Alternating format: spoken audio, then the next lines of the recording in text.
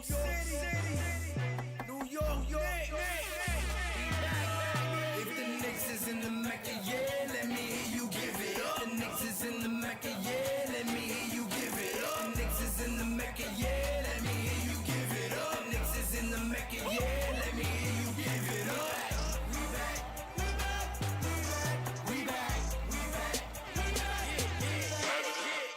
This is New York City, home of the Knicks, baby. Yeah, we back on track. The Mecca's going crazy. Rim rocking, shot blocking, bull. We are not stopping, aiming at that chip with a bullseye on the target. It's been so many years, that's how bad we really want it. From the city to the garden, we all be blue and orange, and everybody starving. Hell yeah, hungry for a ring. Got a team full of hungry hoopers, all going in. We back. Oh yeah, we back. Let me hear you give it up. The Knicks is in the Mecca, yeah. Let me hear you give it up. The Knicks is in the Mecca, yeah. Let me hear you give it up. The Knicks is in the Mecca, yeah. Let me hear you give it up. The Knicks is in the Mecca, yeah. Let me hear you give it up. We back.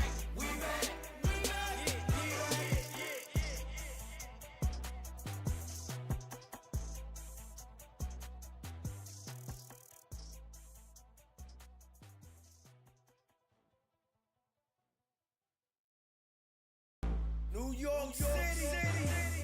New York,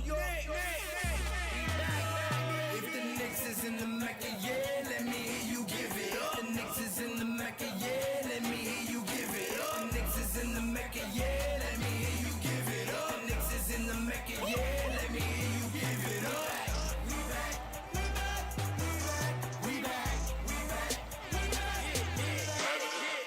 This is New York City, home of the Knicks, baby. Yeah, we back on track.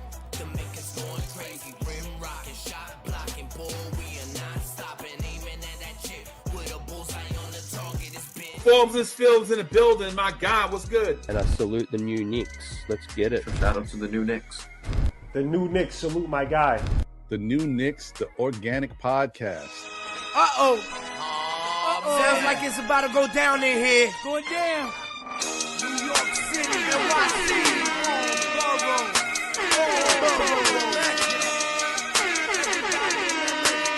MSG stand up. Brooklyn, Staten, and the Bronx. Manhattan, Queens, what you want? We want the Knicks. We want the Knicks. We want the Knicks. We want the Knicks. Brooklyn, Staten, and the Bronx. Manhattan, Queens, what you want? We want the Knicks. We want the Knicks. We want the Knicks.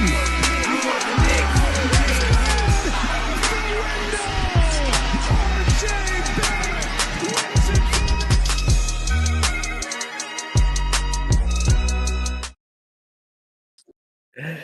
Yeah, que lo que mi gente, what's good, bang. Well, no, I'm not gonna say bang bang because Mr. Bang Bang is here. But que lo que mi gente was good. You know what it is. It's your boy Ruel. One portion of the show, half of them are working right now. The other one's got gingivitis.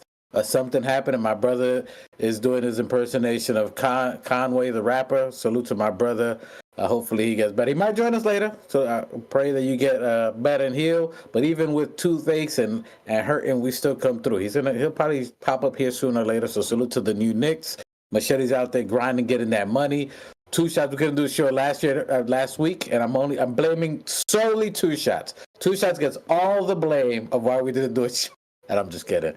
Kettle Two Shots had to make his money too, so he's working OT, holding it down. You know, we family first. You guys are second family, so our family first. Most High, always first. Then our family, then, yeah. You know what I mean? Two Shots, que lo que, manito, what's good? Well, what's up to the panel? What's up to the chat? Replay gang, you know the vibes. Yeah, I apologize about last week. I was doing some overtime. Selfishly, we're working towards a flight, a little vacation to DR in June. So we pray to the Most High that comes through for me and my family, and we get to spend some time out there. Hey, praise the Most High, get you to your vacation. You got to get yourself a little guira. You know, Yeah. You already know. I might come back from one. All right. Hey, I might have to send you a little cash out, bring a little something back for the homies. But anyway, hopefully, maybe we join you out there. Maybe the most, maybe we join you out there. You know what I'm talking about? Hey, Oh, you know what I'm saying? We trying to do a little overtime too. I don't know, but what we doing is overtime here though, for sure. Salute to M Special in the back, the freaking Rican, who's back there hitting the buttons and doing the doodads and doohickeys and got all the bells and whistles and all those corny sayings. But my guy is always out there working. He's always ready to do the show. He's always ready. So he says, he says we're being lazy. He's ready to work. He's working while working and doing the show. So salute to my guy back there. Hopefully we get to, put him on the show. He's hiding, you know what I'm saying? He's doing that. We'll get to him later. But salute to you guys in the chat. Que lo que? Yeah, let me give y'all the 3-finger salute. You heard? Bang, bang, bang. 2 shots. I think he said he's gone through a little therapeutic oasis. I think he's had, he's gone through a little retreat. He's feeling zen-like. He's feeling, not like pulling the trigger. We don't know. We'll see. We'll see if we can tempt him to pull out the 2-piece out there and unload a couple of clips. We'll see. Salute to the gang. Salute to Buzzer Beater in the building. Buzzer Beater says, salute. Let's go, Knicks. Yeah. He's ready to go. And I think he's been taking some Duolingo. Which Duolingo? This could be you. You could be sponsored here. This could be your advertisement. I think he's taking Duolingo because he said, tengo mucho que cortar. Did I say that right? Close enough. Contar. But that cortar, we'll take it. Hey, did I hear something? Who's that? Uh-oh. Somebody doing a pop-up new Knicks? Yeah, que lo que was good. What's poppin'? We live already? We live. We fresh. I missed them. I missed the notification. I'm over here in the middle of getting some work in. What's good? What's good? Salute. Hey, talk to the peoples out there. We told them you was gonna be probably popping in a little here and there. What's poppin', everybody? What's poppin'? Welcome to the TOF. Sorry I'm late to my own shit. You know what I mean? But sometimes we out here getting that work in. Welcome. Time. Shout out to the chat. Shout out to the live. Shout out to all the subscribers. Shout out to all Knicks fans. Knicks family, Knicks fans, die hard, everybody. Die hard, we back and we rolling and we popping. I see everybody's high and happy, high on their happy horses. They just get they got that. What they got that methadone? They just hit the methadone clinic down that lean. They try to get off that crack. Bro, I swear, 5 days ago, it was fire everybody and their mother. And now everybody tap dancing with Thibbs over there at MSG. It's kind of early. I'm not going to bring it in right now for Mr. Buck 'em Down, Mr. Buck 'em down. Buck 'em down. If you old heads, we talking about Buckshot Shorty. All right, duck down. Appreciate it. 2-shot Shorty. 2-shot Shorty. We got 2-shot Shorty. 2-shot Shorty over there, Mr. 2-shot. Look, he glizzy. He happy. He's smiling. Oh man, who did like? Listen, I've been seeing. Hey, I've been seeing nothing but positive messages in the chat. I'm rubbing my eyes because I thought it was the medication from the hospital yesterday. So I'm like, listen, Jesus, what's going on? Hold on. I'm feeling a little attacked. So I might have to pull out the piece. You feel me? Don't pull out the pea shooter. But I mean, I gotta give credit where credit is due. Your boy Thibbidon is Thibbidon a change in the lineup. You know what I'm saying? I like that.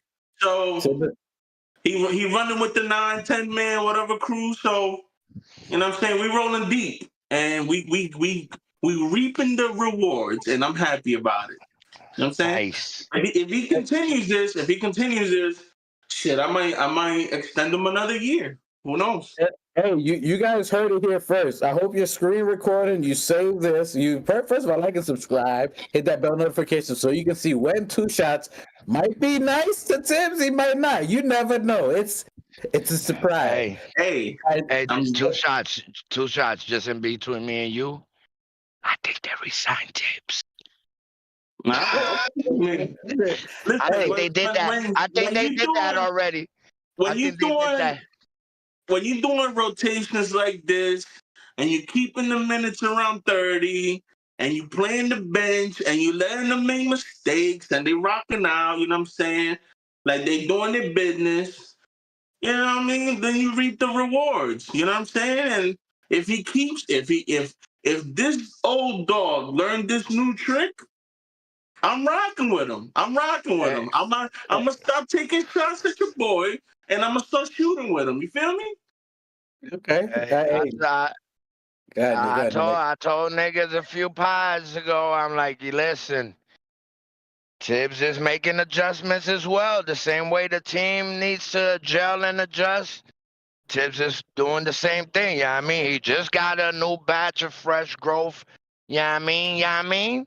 And he got to figure out how he got to disperse the dispersities. Dispersities. Okay. That's that. You heard it here first. Dispersities. Dispersities. Hold on. We come up with our own phrases here. Dispersities. That's it's called you got to disperse the dispersities, my nigga. Yo, you got to learn how to disperse. Okay. Disperse the dispersities. All right. I like that. But yeah, man. Like, I mean, I'm loving it so far. I can't lie. Two shots. I got to give you props on that one. I fudged with what you just said, and we're gonna two shots. We're recording two shots. Name for Thibodeau and Thibodeau, right? Thibodeau. I see what you did there. I vibed with that. Either Thibodeau or Thibodeau. For a second, I saw a green hat on this nigga. I was like, oh my God, what are we doing? Well, speaking of... My bad. No, I seen it. I seen it. Hey, man. I only rock with New York teams, man. All right. Two shots. Buzzer beater said, hey, two shots. Where can I get that lid, bro? Somebody's feeling... So Buzzer beater's feeling the lid, bro. You got... Hey, shout out to the chat. Shout out to everybody out here rocking with us. I appreciate you. But you got it is fire. You put it in the chat. Go type it in the chat where he can copy that. If you don't want to tell everybody your secret. I'll tell you what. How many likes do we average? I don't know. Not How many enough. likes do we average? None. Like 20, 30? 40,000. We're the most likable. 50 likes, and I'll tell you where I bought the hat. Hey, we'll let you know later, Buzzer Beater. But everybody else, if you want to know, we'll tell you later. But Buzzer Beater, they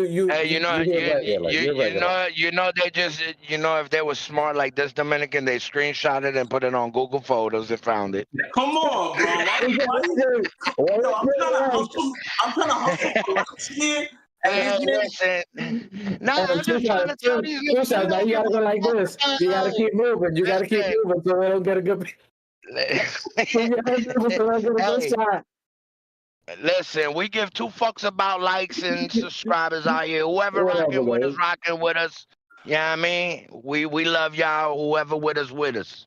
Hey, right now it's all 377. We rock with y'all either way. So you kept your head too low. The screenshot and move. You got to keep your head moving. He fucked up my hustle, bro. That's it. It's all good. It's all. Hey, we don't gotta hustle our fans. You know what I mean? We show them love. You know what I mean? We do it for the love. We don't do it for the money. We don't do it for the likes. We just do it for y'all because y'all rocking us. We just having fun. Hey, speak for yourself. Oh, he does it. He does it for money. He greedy. Look, I do it for two. Whether two or three come in the name of the Most High and ride with us, we with it. Anyway, word. Well, praise to the Most High. I love you, big guy. Let's go. So today we postponed this 2 times.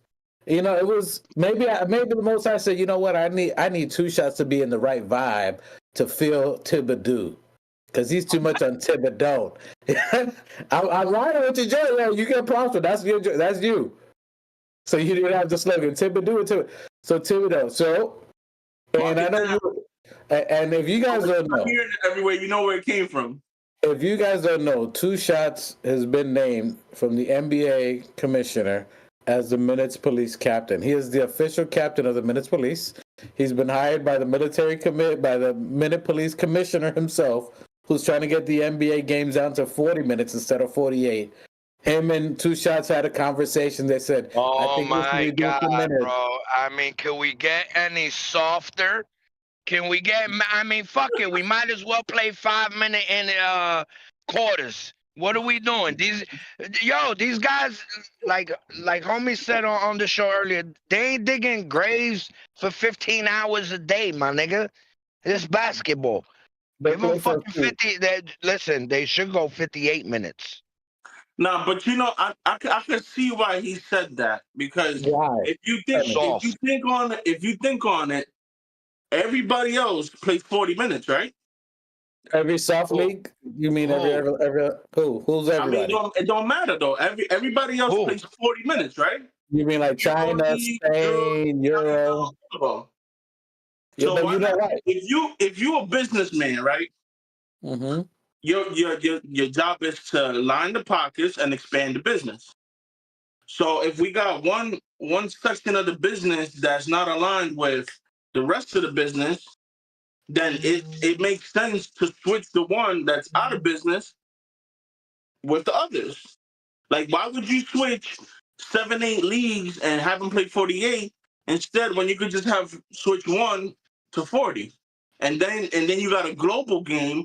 Then you could have teams like the Knicks playing like, I don't know, fucking French Sharks or whatever the fuck. You know what I mean? Like, and then you have the international stage, and you bring in more revenue, more eyes, and then you could bring in more sponsors and more everything, and you just expand the game. No, you just confused the crap out. Hold on. That's not. Hold on, before you jump into that, that sounded like a GED TED Talk. I mean, I'm just saying. You know? All right. We talking about business, right? We talking about business, right? So does a business thrive more opening from 8 till 5 or a 24-hour business? If you were opening up a bodega, would you have it only open 8 hours a day until you're done and ready, or would you be open 24 hours? I don't know. That depends. Is the revenue there to be 24 hours? It's a new world. 24 hours, everything, nigga. Everything gotta be all the time. I don't know. The lights might cost too much if I keep it open 24 hours. You know what I'm saying? Yeah, salute to Keith Watkins in the building. Peace up. A-Town down. He's in the building. Que lo que was good. He's out there.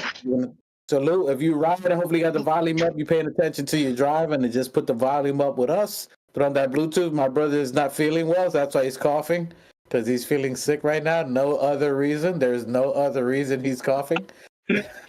Bro, you the worst. You like that one dude that be like, yo, I don't know where he at, but you know what I'm saying? He might be somewhere. You know? That nigga's like, hey, come down from the trees. We all caught. What the fuck, man? Hey. You don't have to keep hiding. They call all of us. You can just jump down from the tree. They got man. Hey, you gotta have fun, bro. You gotta have fun here. Salute. Please saying what up to everybody in the chat. Keep walking. So, salute to Keith Watkins. I heard him live. I'm pretty sure it was Keith Watkins on the Objective Knicks podcast. Shout out to my boy. Great show. Yeah. I called in. Keith Watkins was there live too. You know what I mean? That's another great pod I bumped into. Yeah, all right. It's pretty sad. What up? Pretty sad. I want to hear that voice. Hopefully we get some stuff out here where y'all can jump and join in too. We get that. So if you're looking at the topic of today, which we're going to bounce around a little bit. So we have literally 7 days. The trade deadline ends Thursday. So we're going to talk about some trade deadlines. But as we were talking about Thibodeau, The last 5 games, Knicks are on a 5-game winning streak. So we won 5 games in a row.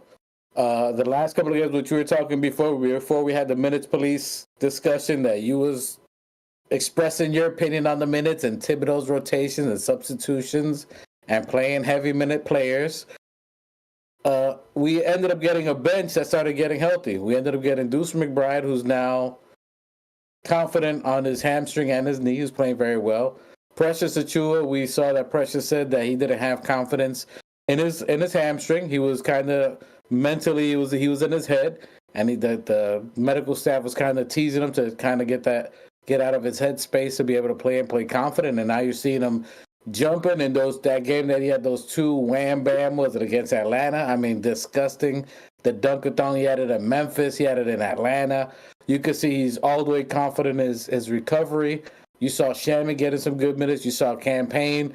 There's no shot that Campaign is scared of taking. He doesn't care if Jalen Brunson is in the game. He doesn't care if Bridges is in the game. He doesn't care if Cat or OG in the game. I got this shot. Forget you. I know you guys are the starters, but Thibbs gave me some minutes, and I'm chucking it up. So on that rotation, go ahead. Were you going to say something next? Who was that? I'm talking about Campaign. Oh, word. So I'm just talking now. So as we were talking before we were saying that Two Shots was losing his mind when he was the minute police. He had his MP shield, and he's saying that Thibbs is burning him to the ground. And other people, not just Two Shots, to hold it to be fair. Other people have been saying that's been the thing going around. But now that we have our healthy staff, because you're saying we played 5 when we played OKC played 10, Thibbs stuck to 5. I was telling you at that time they weren't healthy. We had a difference of opinion, which other people have as well. But now that we got a healthy bench, because our bench only scored 5 points, I think, against OKC, then we go ahead and play these other team, Memphis, and they score 52 points from our bench. Precious is playing phenomenal defensively. Josh is playing out of his mind. Not from the bench, but Shamit, Campaign. What is you seeing from now that you're seeing, if we go through the minutes, which I'll go through later, you're seeing that Coach Thibodeau, the highest minute player, is 37 minutes, and that's Josh Hart. Everybody else is under 37 minutes. Most of them are about 32 minutes, even Mikal Bridges. What are some of your thoughts on how Coach Thibodeau has been doing at least the last 5 games, now that he has players that he can rotate? What are some of your thoughts on what you've been seeing on the rotation and how he's been implementing these bench players? Is he Thibodeau or Thibodeau? Two shots. You talking to me? No, yeah, I didn't know who you were talking to. My bad. Yeah, but so he's Thibodeauing the right thing right now. You know what I'm saying? See what I did? Anyways, yeah, man. Like I said, bro, I'm very, very pleased with the way that he has been handling the rotation and the minutes lately. And it's just like I said, you want to lessen the possibility of injuries, but so you lower the minutes. And it's not even like, they're playing so they could get hurt. No, it's like even freak accidents. You know what I'm saying? They could happen. The more minutes you're out there, the more chance of that happening to you. You know what I'm saying? And I appreciate him taking a step back and not micromanaging, because nobody likes a micromanager.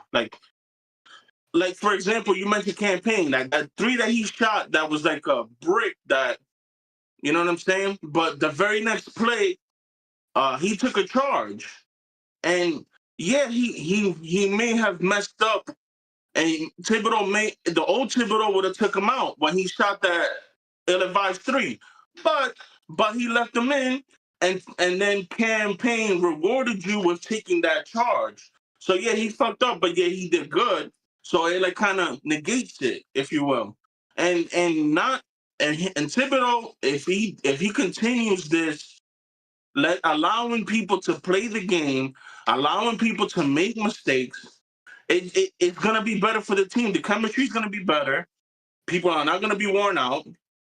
And it just reminds me of Obi. Like I said, Obi mentioned it. Like, he can't play looking over his shoulder because he was afraid to make a mistake. If you allow the team to do what they got to do. These are the results. This is the reward. This is why I'm upset, and some of us in Knicks Nation are upset because we see the potential. And if you just let them rock out and let them play their game, then maybe we would be, a couple games further, and the chemistry would be better, and we wouldn't be questioning if the Knicks are championship contenders. Like, it would be solidified. You know what I mean? I'm just appreciative that he's finally cutting back, letting them do what they got to do. New Knicks, your thoughts on what you've been seeing the last 5 games? We're on a 5-game win streak. I know me and you, for the most part, are understanding what we see as far as the rotation. What were your thoughts on some of that? Well, I mean, I see that our injured players are coming back into rotation and giving our starters enough time to rest up and finish games up. So when you got Shamit, Payne, and especially McBride coming off of the bench and doing what he does, like when you have the bench scoring 51 points or whatever the case is, that's gonna give your starters time to rest. So I mean, it was actually the resting and I mean the injured players coming back and gelling together, which gave Thibodeau the option to subtract some of the minutes off of the starters. And yeah, I mean, I think it's been going great. Josh Hart has been having a monster season. He's been going crazy. Jalen Brunson, I've been seeing like everybody's playing up to par. I've seen Jalen Brunson with 15 assists, 30 points. Those are the numbers where I told you if he focused more on assists than points, then I think the team will be a better machine. You'll know that we're back in motion when Jalen's hitting 15 assists. Because if Josh is basically averaging 6 assists, Jalen Brunson should be averaging at least 15. And two good takes there. 2 shots. You also recall when Jalen Brunson was coming out of the Olympic team, when him, Josh Hart were in the Olympic team for the summertime, and then how we were saying that is there something better? Can Josh Hart improve? Because last year he was hitting the 60 game, the couple of 40 points and 50-point games. Is there something he could do better? We were just so impressed. And then me and my brother were saying that if he can be like Chris Paul, if he can learn how to assist, if you recall, you were saying like that's not something you can adapt or grow. And I'm not saying it like for you in a negative. I'm just saying how we're seeing that develop now, that he's giving you 30 points plus 15 as a next evolution of his game. Well, has that impressed you? Have you seen that's something that maybe you didn't see before, or just seeing it now is something that's going to help the team even better? What were your thoughts on seeing him getting 15 assists and 30 points and I think under 35 minutes, which is crazy? Yeah, no. He's been amazing. He's been amazing. There's a reason why we chant MVP when he goes to the line. And I thought initially the first 2 years that he was here, he was more of a scoring point guard, and I didn't think that he had the court vision. But it just turns out that he didn't have his personnel. You know what I mean? Because RJ liked to sit in the corner. IQ also liked to stand around the 3-point line. He didn't have cutters. You know what I mean? But now that he has cutters and OG and Mikhail and Josh, and you got a spacing big in Cat, he can work his magic. And yeah, like I'm very impressed. His assist has been going up. I think he's like at 8 or 9 now. If he can continue that, sky's the limit. Yeah, and he's in career highs right now. I think he's averaging 7.5, almost 8 assists per game. His highs in the career, as we were watching that there. So, hey, salute to Wacko in Brooklyn. Brunson should average 15 assists. He said, "Hey, salute to Wacko from Brooklyn, first timer." First time I'm hearing that. Yo, salute Wacko. Wacko, you get a full brim salute. Appreciate you. A full brim on your green joint. Put that full brim on the greenie. Okay, and it is not a Boston hat, just so you know. No Boston. Never that. You see that? Metziola. Metziola. Look, now they just screenshotted you right there, right when you did this. Oh dang. They got him. Got him. Hey, but Brunson's been playing out of his mind. The fact that he's been so efficient and to the point that we're talking about rotations, Thibodeau switching and getting other players involved on there. The fact that I think Brunson on a couple of games, I want to say, was it the Grizzlies game? You saw, as you were talking two shots, that salute to Thibodeau, give him props, because there was a time that the Grizzlies made a run. They brought, I think it was 83 to 80. They brought it within 3. The bench was out there, and he stuck with them. He let them figure it out and fight back and figure out a way to not only hold back them from their lead that they were trying to make, to also try to, can they create a lead back? And you saw they fall back, and they ended up pushing it to about a 10-point lead, if I'm not mistaken, close to 10 or 12. So I let you know he believed in them. He sees them, what they're doing in practice, and they were able to regain that lead back. So that's a lot of promise that shows you. I think Brunson almost played only like 27 minutes in that game, or 30, yeah, something like that, 25 minutes.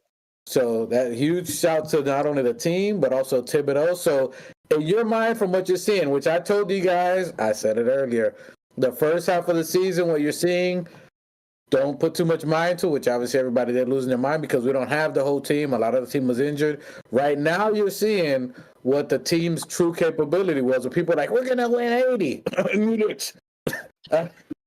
What people thought we were going to see early in the season, but due to the injuries, now you're starting to see, and it's still going to take time. There's going to be a couple of games we may lose that you're going to see, and you'll be fine. You know, haven't even started yet, and you'll start seeing that. Next year is going to be crazy, but right now you're seeing the chemistry. You're seeing the players. Not even that, bro. I mean, we still got a while. We're still missing a big factor in Mitch. A lot of people are just brushing him off like he's about to be traded within the next 7 days.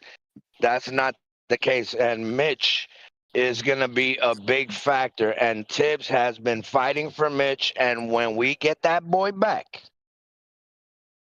Thibbs will have another weapon to fuck with. And defensively, like, bro, I don't know what position. I think we're probably, in ninth place or some shit like that. And defense or some shit.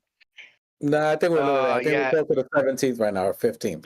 Right now. All right. Whatever 15th. It is, when Mitch comes back, we'll go right to 3. Right to 3. Right to the top 5. Yeah. Top five. Hey, salute to Wacko from Brooklyn. He says Chris Paul never averaged 15 points per game. That's asking too much, fellas. And we're not saying for him to average that. No. Assist wise, we need him to have more of a vision, because he has the offensive weapon to go off whenever he wants. Chris Paul never had the kind of game set that Jalen Brunson has. Offensively. What? No. What I'm trying to tell you is, don't take shots. No. What I'm saying is that Jalen Brunson still has an old man's game, but with his mindset and his skill set. If bro, do you remember CP when he was just lobbing it up to when he had fucking Griffin and Jordan Blake? Like, bro, if we get that Jalen Brunson, are you fucking kidding me? Are you fucking kidding me? Is that CP3 had like 6 eyes, bro? This nigga was like a spider. Right now, Jalen Brunson probably got 3 eyes. He still needs the other 3, but boy, when he start getting that vision like that, and we're seeing it with the remnants of 15 assists, and this is what I've been calling from the beginning of this of our 3rd season on you know what I mean, on the show, bro. When he gets to those assists like that, you know we running like a well-oiled machine. Buzzer Beater says, will Tibbs coach one of the two remaining All-Star teams? I don't think so, but I don't think he's deserving just yet. He probably let it. Will he be coaching one of the two All-Star teams? I don't think they're going to give him the props just yet. It'll probably be after this year. Who asked that? Buzzer Beater said that. Buzzer Beater. Not yet. He's not there yet. No. If you're a Knicks fan, you know we get snubbed for everything. There was a year Tibbs should have won Coach of the Year. They snubbed him. There was a year Jalen Brunson could have went to the All-Star. Snubbed. R.J. Barrett snubbed. This nigga snubbed. This is snub city basically. So NBA hates us, and we balling out of control, and they can't stand it. Keith Watkins says, if you take out one game, we have the exact same record as the Celtics. And I think Wacko was saying 15 assists is unrealistic. So, yeah. So, I mean, we're almost at the exact same record as Celtics. They're still one up above us. But considering everything we went through, the first half of the season, we had the hardest schedule. This second half of the season, we're going to have the number one hardest schedule again. And then there ain't going to be no excuse. So we had the two hardest schedules in both halves of the season. We ain't making no excuses. We ain't getting most of the calls. And we still pounding and astounding, as Walt Frazier would say. So I'm like, you know what I'm saying? You know what I'm saying? So I like that. Wacko says Tibbs plays players he trusts. Daddy, Kolek, Porty not getting minutes isn't a surprise for him.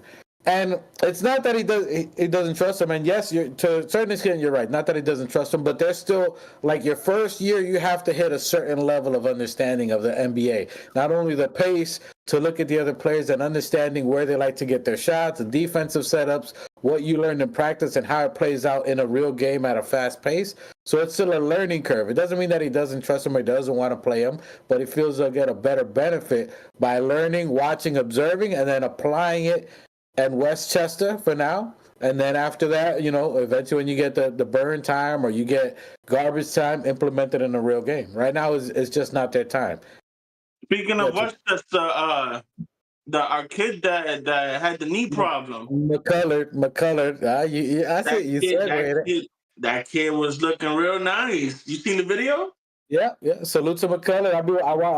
I'm following the Westchester Knicks. I tell you, I'm a junkie, boy. If basketball was a drug, I'd be hooked. I need the methadone clinic to get me off of it. I watch all of that.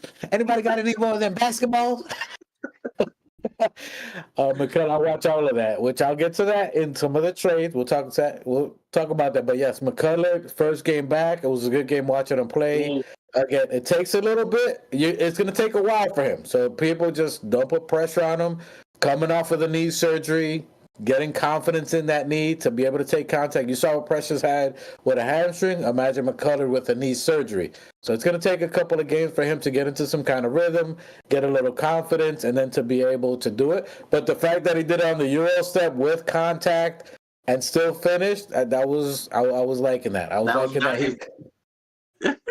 So salute to McCullard. He's the future. McCullard and Pat Condadier, they're the future. We drafted them. That's a draft and stash type thing. Develop slowly. Watch the vets. Watch what these guys are doing in 2 or 3 years. That's going to be your time. By the time they're almost out of here, they're going to be the next up. So that's why you're going to see McCullard, Dadier figuring it out. Deuce is learning. So in 3-4 years, Deuce may be the main dude. We never know. But little by little, you're going to see them develop. But that's why they're not getting that burn on there. Buzzer Beater says, should Cat sit out for the All-Star game to rest his hand? Nah. Hannah, you get an All-Star. Listen. He got that duct tape. Listen, duct tape, paint it all fancy. I mean, it's a glorified vacation, if we're going to be honest. If he was in the 3-point contest, maybe. But listen, they get paid for it. You're having fun. You got selected. Your fans elected you. You'll be all right. Go 50%. Don't go crazy. Nah, go ahead. Pause. Go Diddy. Hey, go ahead. It's a vacation, bro. You're only doing it for a weekend. He'll be fine. They got a couple of days, like 4 days off after that when it's over. He's all right. He'll be all right. It may not be pretty. His shot may not go in. That's why you see him finishing up. If you've been looking at the last couple of games, he's been finishing more at the rim or driving because, his shots not looking that pretty. It looks like he has a Lego hand or something. Looks like he had a roll of toilet paper. But he's trying. He's trying. Thought that counts. He's trying out there. That's it. So, quick, do you guys think that, is Thibodeau or Thibodeau? Do you think he's a dunce? Or now that you see he's got an actual team, is he looking more like a scholar as he knew what he was doing, he just needed the players available? Or is, according to you, maybe the jury's still out for that? I mean, for me, the jury's still out because you're not going to convince me that he didn't have players in the beginning of the season. You're not going to convince me that he had to go 6-man deep in fucking October, in November. It's just uncalled for. But I will give him the benefit of the doubt. You guys told me to give him this season before I come with the pitchforks and the shovels. So that's what I'm doing. And this recent stretch has shown me that maybe he can change. So if he continues this style of coaching, I'll extend the leash. Wow, okay. And the two new Knicks. I know you've been on the Thibodeau train. Do you think he's a dunce, or did you see this coming all along and that you see the development, or what are some of your thoughts from the first half of the season to what we've seen up to now as the midway grade? What's your midway grade on Thibodeau? I was just checking if my two tattoos still said Knicks die hard. Yeah, it still does. I've been had fucking faith in Thibbs. Y'all niggas is shook. Y'all shook, bro. Y'all always shook. Y'all scary. Y'all like you don't know. Like, bro, the nigga was the same way Jalen Brunson and everybody that's on staff right now has been there from like 2-3 decades ago. They've been tapped in. You know what I mean? So now it became full circle. The circle became full when that chemistry came back and we established a culture. You know what I mean? So listen, Leon Rose did the right thing by hiring Thibbs. He did the right thing by re-signing Thibbs and giving him another contract. And I think Thibbs will still get another contract after he gets us 2 more chips. All right. And to me, I've said it all along. If you've heard every take I've had, and again, everybody has their own opinion. We love Two Shots. He's half the fan base thinks like him, half the thinks like us. And that's what the new Knicks and the Knickerbockers, our fan base is eclectic to say the least. We're all over the place. We go from everywhere from Australia to the UK to the Philippines to the US to Alabama. We have people in Australia? We got people in Australia. Yeah, Buzzard, but was it Knicks is Buzzard? He's from Australia. If I'm not mistaken. Correct me if I'm wrong, but my guy has a show out there. Yeah. He's from Australia. Like morning time over there right now? Yeah, right now is morning time. They're just waking up. We're about to be going to bed. It's opposite times.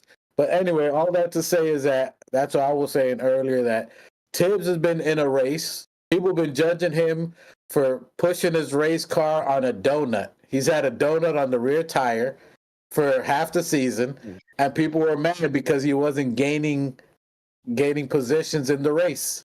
And we were just saying, you know what I'm saying, that we were just saying, look, you can't race with a donut. You got to give a little time, wait for that spare tire to be ready. And then, when he's got four tires.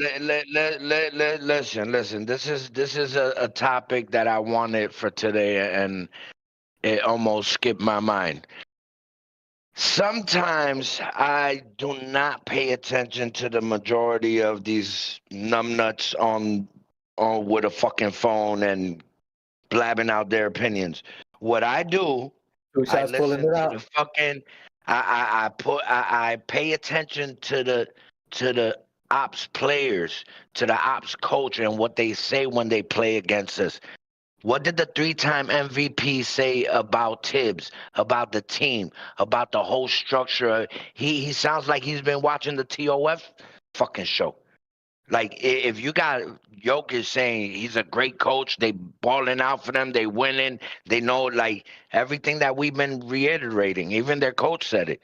Like, come on, you got to take it from them. These are professionals. They get paid, and they know what they up against. They up against the Fuck best. them. They're the ops. But what I'm You saying, they're talking about when ops. the ops is speaking greatly and highly about your coach and your team, and they're not just saying it for political facts. They just got their ass handed to them by our team, and they're speaking facts. They busted our ass, and they busted our ass. Pause. So you feel what I'm saying? Come on, you gotta give it up, bro. You gotta give it up. You gotta give it up. But what you got to say about that 2 shots? I was ready for you. I was ready over there. Yeah, go for it. Nah, bro. I'm not doing it. I'm not doing it again. Hey, 2 shots. Yeah, hold on. Let him finish. Go ahead, 2 shots. Go ahead, 2 shots. No, that's it. I already said what I said. All right, so 2 shots. Keith Watkins has a question for you. He said, ask 2 shots, what players that are playing now that were playing earlier this season, as he's talking about the bench players. Precious missed 30 games, Chapman missed even more, and Deuce had an injury in starting the season. So he's asking, that since you've been seeing, you're proud of what Thibbs has been doing as far as the rotation of players he's playing. None of those players that are playing right now that are in the 9-man rotation are rookies. Bro, I'm beating a dead horse here. I don't know how many times. No. It's a question he asked. Is a question the man asked you? Like, he's just saying, like, I'm gonna say like, this once. all right, no. I don't want to read with the back and forth. This is a dead fucking horse. Last time I'm gonna say it. In the beginning of the fucking season, you had Kodak, you had Hook Porty, you had a bunch of other fucking players there just sitting, rotting in the fucking bench. I give 2 fucks who was injured. You still have 15 fucking players on the bench. Play the fucking players. I don't give a fuck if you lose a game. It's fucking December. It's October. What the fuck are we doing? If it's in the playoffs and you want to play them 48 minutes, go the fuck ahead. But in fucking October, November, December, what are we doing? Enough is enough. I'm done with this fucking subject. Like, if I can't get through to you saying this, then there's nothing I can say. Hey, thank you, sir. That made my day. I had a rough day, but so it was better of Thibbs to let the bench gel than our starters. Oh. But yeah, off to the next one. Who we playing next? Who we playing next? We play the Lakers? We ain't even going to talk about the game. Today we got 7 days until trade deadline. I'm going to bring up some players. We'll talk about some trades. We got the Thibbs out the way. I just wanted to get 2 shots opinion, which you did good. And if you know 2 shots is a man that holds accountability. He has integrity. If he's wrong or he has a difference of opinion, I won't say wrong. If he feels some kind of way and something else happens, he's willing to own up and say likewise or difference. And he said it today. Same thing with New Knicks, same thing with myself. So right now, me and New Knicks we think Thibodeau is a scholar. We have 2 shots that says the jury's still out. He's still doing midterms. The grades have not come in yet to see if he passes or not. So Thibbs is on hold. I always said Thibbs was the mad scientist behind all of this. So I think that's a level up. Yep, and before we go, definitely a word for it. He's definitely maddening. He's definitely maddening. Okay. So real quick, I'm gonna do some nerdy stats real quick just to throw it out there before we go. So after this, we're gonna talk about trades and stuff like that people have been talking about. We obviously know we're on a Knicks running a 5-game winning streak towards the end. We'll talk about the game tomorrow. Just some quick numbers that I want to talk about Thibodeau and himself overall, and then we can move on from that. Just where we're at there. So the Knicks have coaches that belong in their tier. So this guy wrote an article, and he's talking about like the 30 different, as far as career, last 10 years plus of where they're at, ranked as far as coaches from 30 and up. So 30, you got J.B. Bickerstaff, who was the Cavaliers coach, who is now the coach of the Detroit Pistons. He was 37-5 in career winning percentage, never made the playoffs. This is just nerd stats. You can rewind if you want later and go back to it. Let me know if Two Shots, any of these coaches stand out to you as a replacement for Thibbs if you think in the future. Just for Thibodeau. So these are just top 30 for overall percentage-wise. Some are employed, some are assistant coaches. If anyone pops up for you that you may like, let me know. But I'm just saying the top 30 overall percentage-wise. Who made this list? I'm going to go through all of them. I'm starting from 30. So I'm going to go through it kind of quick because it's 30. So I'm not going to be here all day reading the whole thing. But for the most part, so J.B. Bickerstaff came in 30 with a 37.5 winning career percentage. He never made the playoffs. I think he did last year. This is an old list, I think, from last year. But he made the playoffs last year. Luke Walton, who was with the Kings, 41% winning career. He's now an assistant coach. Never made the playoffs. James Borrego, who was the Hornets coach, 42%. They're at the bottom tier, basically. And then you have Steve Silas, who was the Rockets, no longer the Rockets, basically terrible. Chris Finch. Chauncey Billups, who's with the Trailblazers, first-year head coach. He has some experience. He hasn't made it that far. Willie Green. Basically, these are all like in the 20s. Steve Nash, 66% winning career. And then you got Monty Williams, who's trash. Jason Kidd, who has 49.1, and he's been with Dallas. He's had some great talent. Jason Kidd is 49.1 his career winning percentage. He has some playoff appearances. Never really won a championship, and he's 17th. Mike Malone from the Nuggets, who we just beat twice. Beat him again. Mike Malone has a 52.7 career winning playoffs, and he won as a champion, so he has a 52% career. Dwayne Casey, Nate McMillan, that's 13. All that to say, and then we got Quinn Snyder, who's now Atlanta's coach, 58.3 winning percentage. And then Tom Thibodeau is right around the 10th and 9th coach at 58.7 career winning percentages, 7 out of 9 playoff appearances, minus last year. So, I mean, you got to add that. So 8 out of 9. 1 conference final appearance, 2 NBA Coach of the Year awards.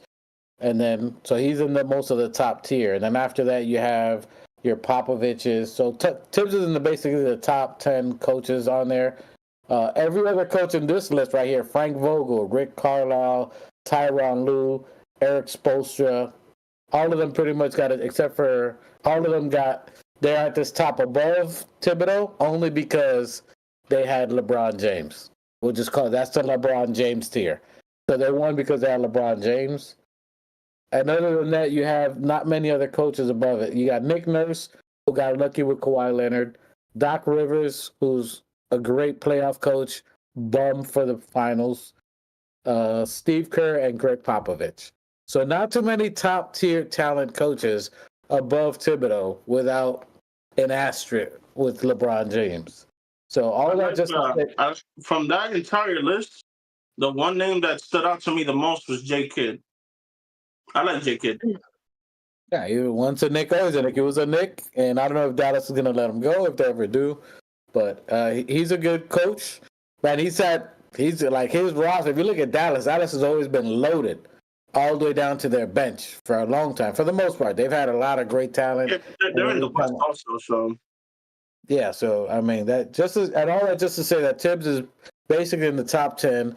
5 of those top 10 coaches were even named there only because, and I'm not saying only, they're good coaches, obviously, but the only time that they really won was when they had LeBron James.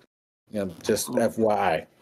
So basically, Thibbs is really in the top 5 percentage-wise overall. That's why I hold him in high regards. Move on from that.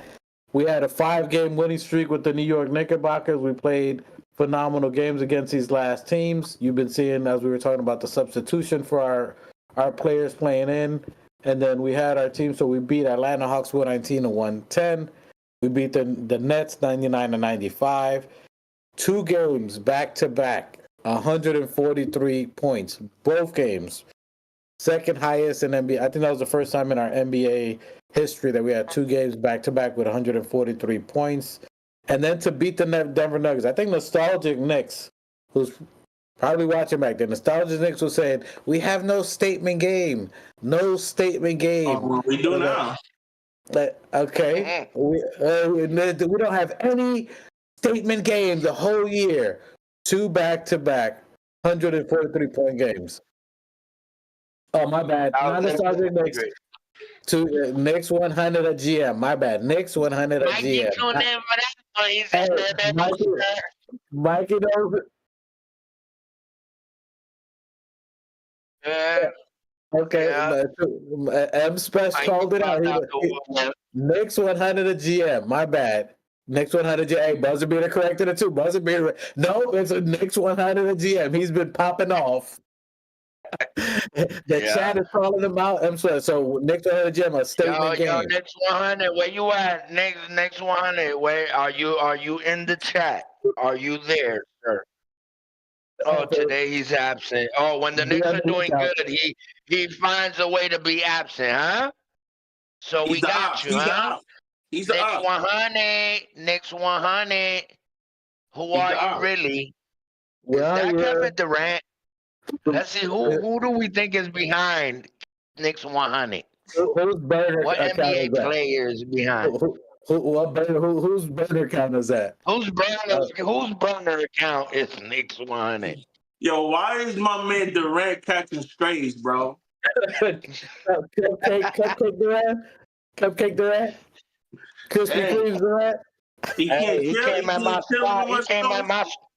I don't give a fuck. Once you my enemy, you go against my city, my squad. It's on. He's walking so like Johnny Harris talking to. Where you at, Johnny? Johnny. Yeah, all these Come out trollers. and play. Hey, all these. Listen, one thing about these trollers, they know when to stay off the pod. Where are you? We don't see you. Where you at? Keep walking. Look at this nigga tapping his. Bang, bang. Hey, that's gonna be the new 3-pointer with a Warrior joint. Hey, that's a hard one. I like that. Hey, Ruel came up with that first. Come out and play the 3. Yeah, you said hey, we come up with it first. Warriors 3. That's the Warriors 3. That's what we got. A whole squad full of Warriors. I mean, like statement game. Hey, Knicks 100 at GM. We gave you back-to-back statement games, back-to-back. We even broke a franchise just so you can notate it. Have we ever had a statement game? Yeah, we made history. 240-point games back-to-back. Yo, I'm excited to go up against the Rockets, man. Yo, have we given and tipping our hats to Josh Hart on this show today? Have we Dale. at the TOF Dímelo. saluted Josh Hart for being the glue, the spark plug, the Swiss knife, the bro, what more else can this nigga do? Hey man, This nigga does everything. Hold on. In the form of 2 shots, since 2 shots set it off, I too, sir, am gonna recant a feeling and expression I once said. I'm gonna own up here. I once said, I think that pressure should be starting. I said it. I think New Knicks will be, but I'm not gonna throw him under the carpet. I said it. We said we think pressures, and there's reasons why I still think that would be a plausible aspect. However, Josh Hart's skill set and the other intangibles that he brings to the game, the fast pace, the pressure on the defense not being set on time, the assist that he's doing, he's our version of, in my opinion, he's our Russell Westbrook. He's our Russell Westbrook. Yo, the He's pace setter. I mean, this not nigga bad. boy, he reminds me of me. My bad. Oh my! Look at this one. Look at this. Somebody look at Yo, this. I'm telling you. Somebody look at this. Somebody look at I'm this. telling you. Somebody look Yo, at the this. way they all play, bro, they remind me of me, bro.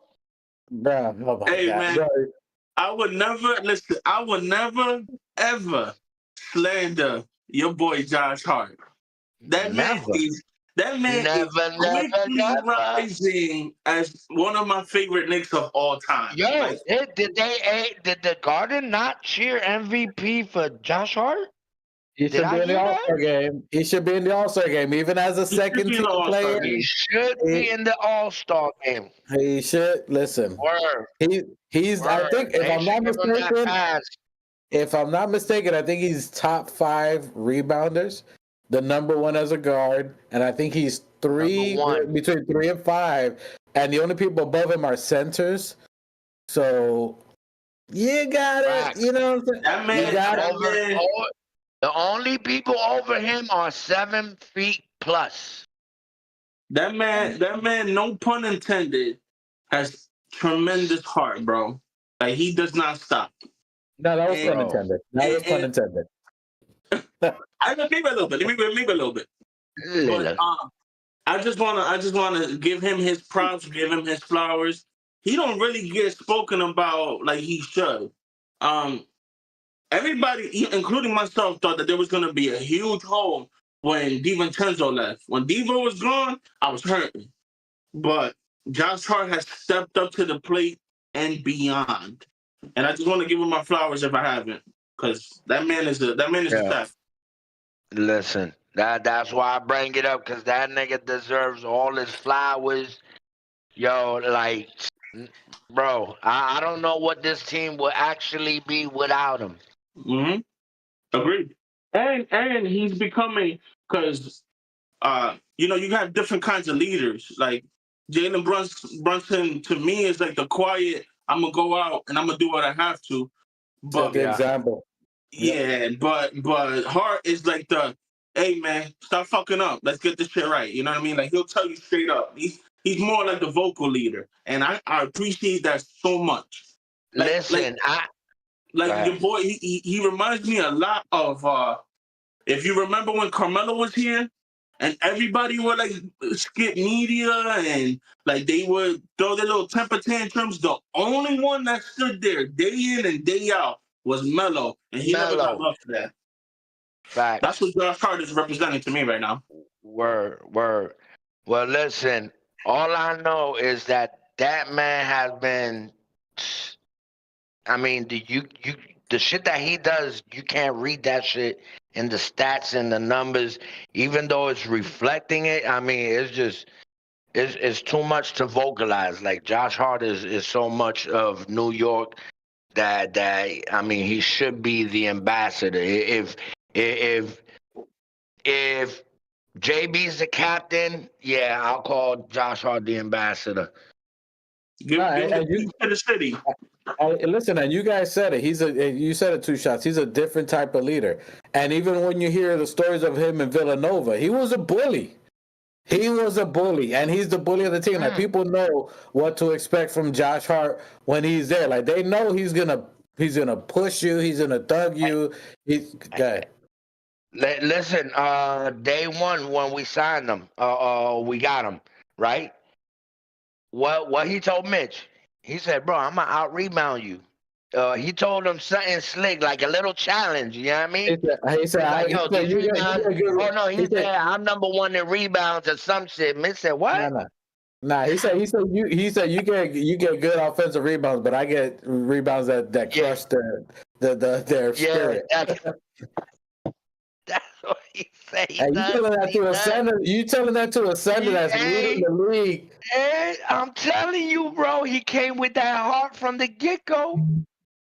He said, I get those rebounds. He makes those plays that he make. That what he said that day to Mitch applies to every facet of his game.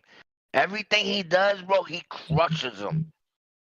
Be like, yeah, I mean, that listen, he no as for his position, he finishes more than Giannis at the rim. He's getting more rebounds. I mean, he's doing such astronomical shit, bro. Like I just forget the input that I remember, but bro, it's just too much. Salute, full brim salute, Scully salute, tuck down the Scully salute, Josh Hart pound him in the heart salute, double salute to the saluting of the salutes. You know what I mean? oh, That is the nigga right there. you got the full brim salute, Josh. You got the bad hairline salute. Oh damn. Okay. You got the mess tape up salute. Shit, you got the Matrix salute. Hey, salute, nah, but for real, the fact that he's doing that, and even that, Thibbs brought down the minutes a little bit. He was 40 plus. He was almost 48 minutes, and even with that, Thibbs got him down to 37, which was the most of the team, which is still saying something. And even with that, you can see what me and you Knicks were talking about when you have Precious and Cat out there. You can see the impact that they're having defensively and rebound as well. Precious gives a different look. So yes, Josh Hart is phenomenal. And, salute to Josh Hart. And he impacts not only the starters but also the bench, which that's what we're saying. He's pivotal. Hey He's man, can I pivotal. say something real quick without y'all bashing me? I just want to ask you a question. I can't guarantee. I can't guarantee nothing, my boy. Got Because it, you got already it. sound like you're setting yourself up for a setup. Darling, you might as well go roll the dice, bro. Roll the dice. But like you mentioned Precious just now. Is it me or is he like a little clumsy? Like he be having his moments. He be having his paddle hand moments. Bro.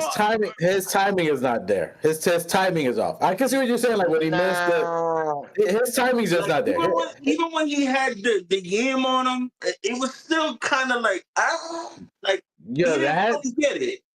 That was nasty, bro. You almost went from the free throw line. No, hold on. A year from the free throw. It was nasty. It was nasty, but didn't it look a little clunky? His timing is. I'll give him his timing. His timing is not there. His timing is not there yet. It's not there yet. All right, I'm not tripping. Then I'm not tripping. His timing is not there. His timing is there. It's just the gelling of the timing is not accurately calculated. Yeah, I mean, but the energy and what was that? I'm sorry, say that again. I mean, listen. The same shit, bro. Yo, listen. Sometimes I can't repeat. Sometimes I'm such a genius that I can't repeat. Listen. Put your Google microphone and see if this is a word. Wikipedia, go.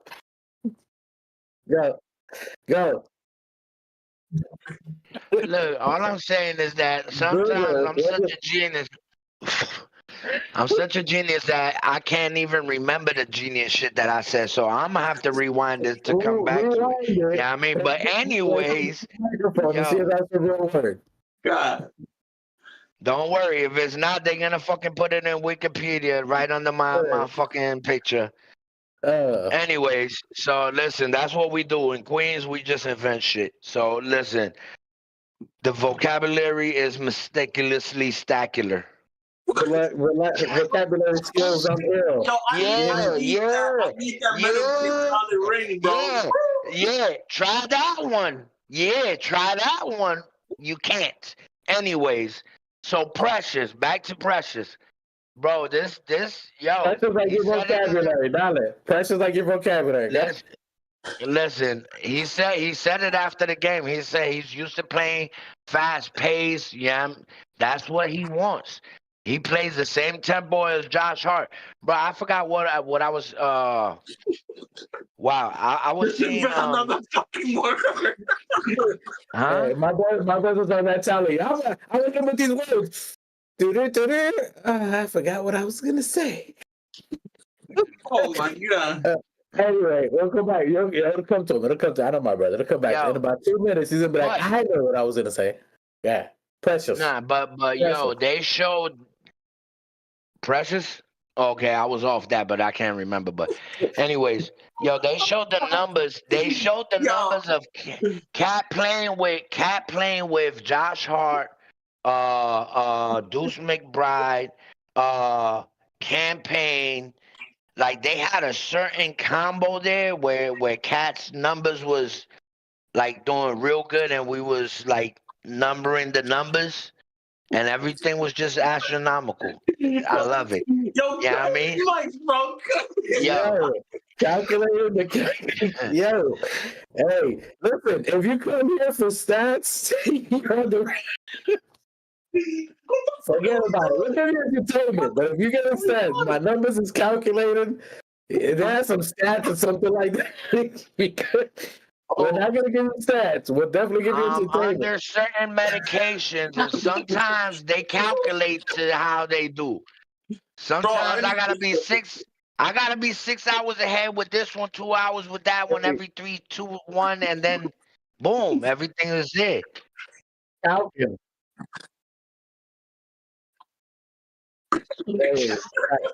Hey, he got that medication. See what happened was Precious is nice. Precious is so nice. Precious is treating Yo, me so nice. oh my God, somebody help 2 shots. Oh boy. Oh, shit. Okay, so back You know when you laugh too much and you can't stop it?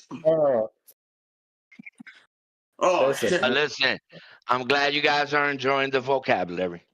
calculations is calculating about Precious calculations. All right, so Precious is good. What you're talking about 2 shots, his timing isn't quite there. His timing and his rhythm, he's getting it. He feels healthy, he feels confident, but his timing. Now he's playing. Now remember, Thibodeau switching. You all right, 2 shots? Somebody get that nigga an ice pack. Tell your wife to get you an ice pack. Hey, miss 2 shots, get him an ice pack. He about to go down.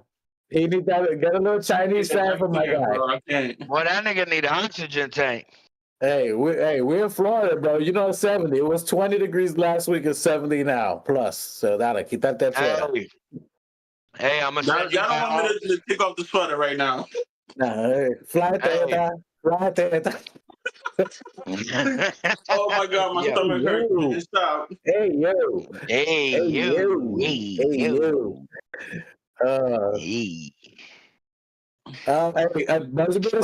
I said a slogan. Did we get left yet? Did we go left yet? Did we go left yet? We're straight NASCAR. We straight NASCAR. We only do left out here. We got about 250. We're trying to bring it home. We're trying to bring it home. All right. We got a joker in the background that does not want to be vocalized. Listen, I said a hip hop slogan, and Buzzer Beater said, "Which MC said that? Vocabulary skills, I'm ill."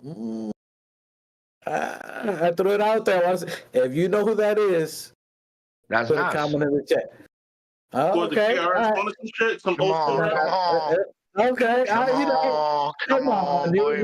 I was like a young boy. My nigga, I wrote those bars for Nas, bro. You forgot? Jesus, come on, bro. I told Iverson how to. Oh my God! I told Nas the bars. Hey, he showed Iverson the crossover. Wrote Nas's raps. If y'all don't know, my brother invented the G League. If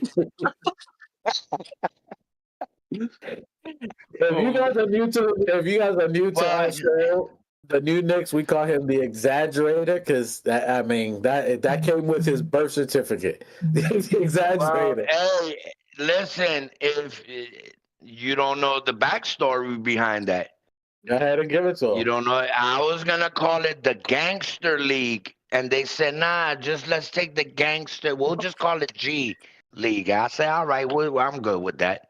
You settle for the G and not the Gangster? Yeah. I say you could take the angster out. Just put the G. Yeah, they took away your crib walking in between the games, throwing up hand signs. They didn't want you throwing up hand signs when they came out walking out to the game. I said I need some gangsters. Jesus. They be like, yo, big OG. Hey, listen, we went left. We're trying to bring it back. Listen, hopefully you guys are getting some kind of entertainment because stats you're not getting. We gave you some earlier. I gave you some typical stats and numbers. We gave you some facts and Stats and facts you won't get here. We might, Facts you know and what I mean? figures. We might teeter on the brinks of stats and facts. You know what I mean? Listen, we know what we're talking about. We just don't seem like we know what we're talking about. Hopefully you get something. And if you got at least one laugh, hopefully you subscribe. Because apparently 65% of you guys that are watching the show are not subscribed to this channel. Hit a thumbs up, subscribe. With the content we got coming. Actually, I made a drink and asked her for a drink, and she's just staring at me because she doesn't want to get up and make me that drink. Did somebody call? Hennessy, this could be you. Honey, all 377 This fans could are be you, watching. honey. What happened? All 3 fans? What? All 377 subscribers are waiting for you to get me that second drink, right? But this could be you. No, who is it? My Captain Morgan. Hey, I'm a Captain Morgan guy. When I do. I don't always do. When I do. I didn't see your hand on your knee. When I do. I don't blow on my back trying to lift my knee up. Dos Equis is not the Listen, hand on. Oh, yeah. Captain Morgan, 100 proof all the way. I'm not suggesting. Hopefully you're sober. Anyway. What you got? Oh, this is the beautiful flowers that my Most High made. He makes these naturally. Oh, my brother knows about it. You guys apparently are botanists. What are you guys? So, listen, we don't we're talking about flowers. Oh my God! Here we go. Oh, guys, dude! Listen, we are not in that way, guys. This is why we need you to subscribe because we're definitely demonetized. We don't get any money. We need sponsors. We need don't get any money. We don't get any money. Snoop Dogg, this could be you, Snoop Dogg. Come on, Death Row. This. Oh my God, that's it. The show's gone. Anyway, so we're going back to prices and the rotation. Sir, oh my God, guys, sir, please. Wait, are we live? Well, we were live, but YouTube is shutting us down right now. Oh, listen, YouTube, this is not real. This is not real. This is a flower of God, and I am God's child. Listen, my brother's a chef. He cooks with certain herbs, and that's it. Spices. You're looking at oregano, is what you're looking at. Some basil and oregano. And then he handed the recipe to Two Shots. Two Shots is now learning to be a chef. And hey, look, we got garlic, we got oregano, we got all kinds of stuff. You want to see tomato paste? We got it. Oh, I don't know about that. All right, guys. Now we're talking about trades. We're not talking about gardening. Please, let's bring it back. This can be you. Let's bring it back, guys. Let's bring it back. We're talking about trades. We have 7 days. My God. Help me, Father. Help me, Father. You put me with these people, Father. Father, you put me with these people. Hey, listen, if we're making you know, we just gave you 7 years of life. Father, help me. You put me with these 2 brothers. You said that they would somehow we're connected, Father. Give me guidance. Help me. Next 100. Next 100. Next 100. Your ears were ringing. Because we were talking about you, sir. We call finally. Bing, bing, bing, 2 shots. He says it. 2, bing, bing, 2. Next 100. Senor, if you scroll up to the top of the chat, we were talking about you, and not in a bad way, because you're the homie on here, and we're just seeing, sir, do we have that statement win, monsieur? Do we have the statement win? No, speaking French. The 2 143 games, does that count as a statement win to you, sir? We're going to wait for your reply, and we're going to look at it in the chat. Salute to you, 100 GM. Let's get that full room salute to 100 GM. He says, do we? Huh? I mean, 143? two games that hit 140. If those aren't statements, Franchise record setting 2 back-to-back 143 points. That's not a statement win. That's a franchise record, I believe. Well, you all right, I'm gonna wait for his franchise. next reply before I make my next statement. I believe franchise meaning it's historical. Am I mistaken, Monsieur? No, you are mistaken. It wasn't a franchise win. It was a franchise beatdown. Record. Right. Just want to make sure. Kings was playing. Yo, two shots. Is your gun loaded? You gotta reload, bro. Yeah, you gotta reload. Knicks 100. I love you, bro. Knicks 100 said Kings was playing third game in 4 nights. Welcome to the NBA, sir, because everybody plays. Sounds all right. See, I said I was gonna wait for his reply, right? Sounds like excuses. Hey, hold up. Next 100. Next 100.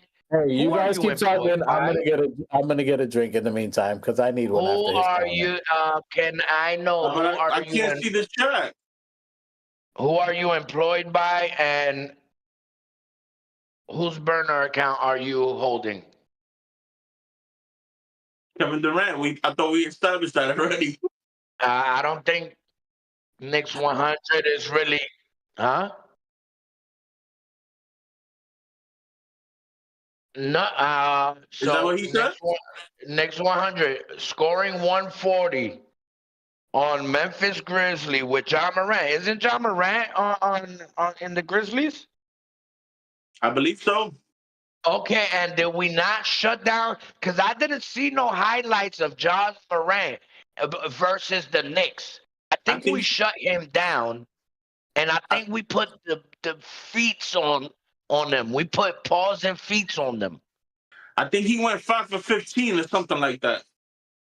5. They locked him down. He wasn't scoring on Bridges. He wasn't scoring on OG. I think even McBride had him on lock. And we scored 140 something, and it's not a statement game. Are you serious? Bro, we on a back-to-back that. What's his favorite team? What's his favorite team? No, definitely. You nah. I'm telling you. What's his real favorite team? We could tell by his football. Hello? What's his football? Next 100.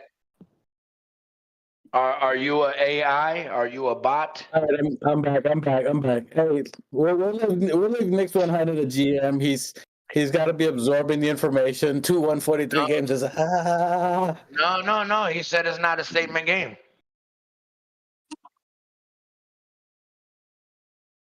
They were not on a back-to-back, sir.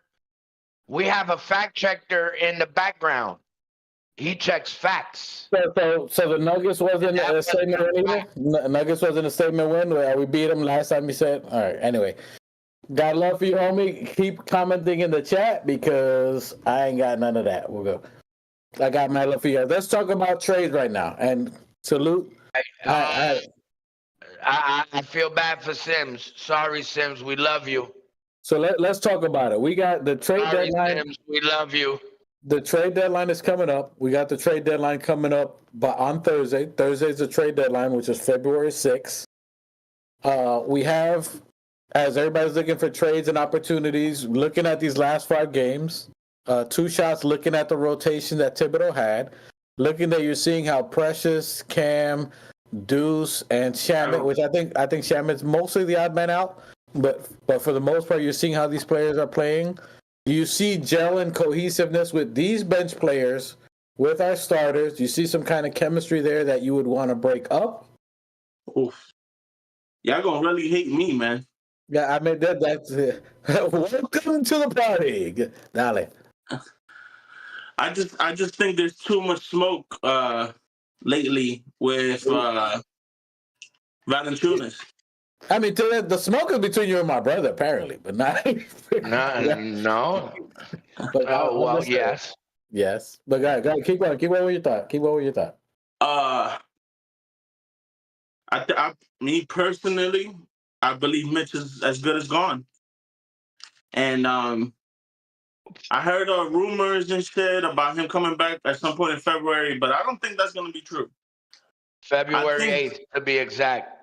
I think he's going to be which is after trade deadline, by the way. I think it's going to be after February if he comes back to us, or he's going to get dealt for Valanciunas.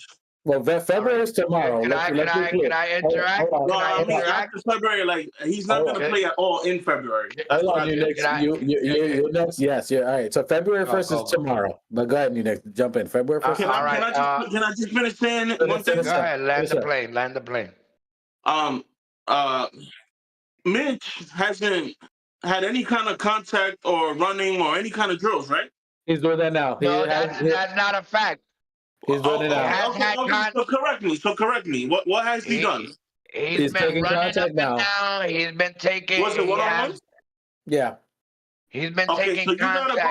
You gotta go from 1-on-1 to 5-on-5 to then after that get medically cleared, right?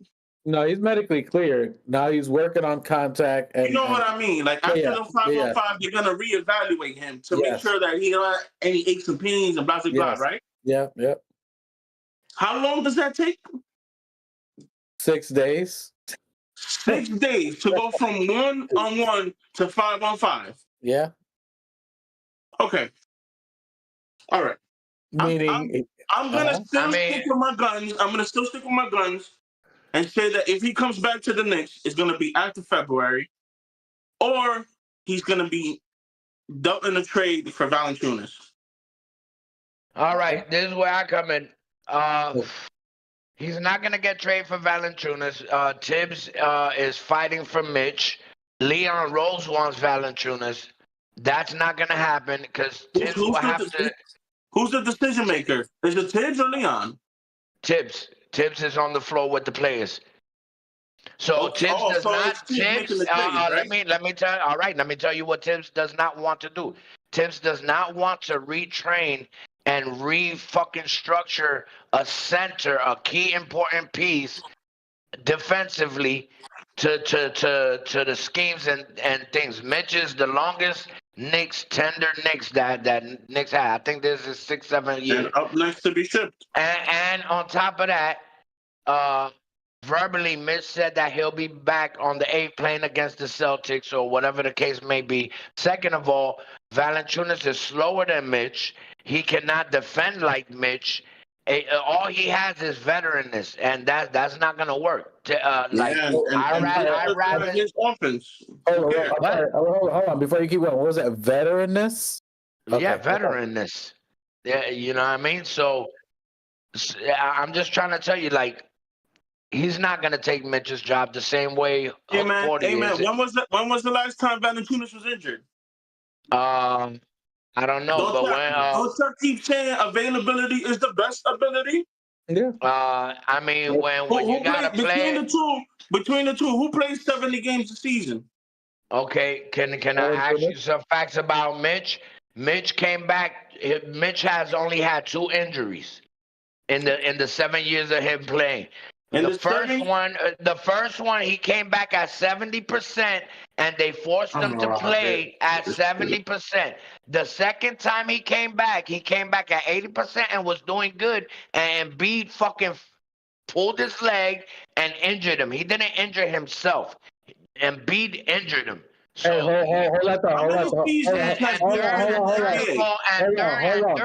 my third point is that Mitch said he will not come back unless he's 100%, and he knows himself that he's 100% good. So Mitch coming back at 100. All right, Mitch. That what? How many seasons has he been in the NBA? 7. Has he ever played one season more than 60 games? Let's say. Yeah. Yes. How many times? Yes. Like the first 2 years. The first 2 3 years. 3 or 4 times. 3 years. More than 60 games. More than 60. Yes. I'm gonna need proof. Bro, Mitch didn't get injured until his 3rd year, bro. I'm gonna need proof. Look it up. When was Mitch's first injury? Mike, can you do that? Mike, can you do that for him? Yeah. So look. All I'm telling you is that Mitch said he's coming back at 100%. You know what 100% Mitch is? Mitch is running down the court. Right? Like, He'll never be 100%. He already had like 4 injuries. Bro, listen, Mitch is good money. Once he comes back, that's an automatic chip. Hey, before you guys keep going, hold on. Like, before you guys carry on, let me salute the chat. Chat's going in. We appreciate all you guys in the chat.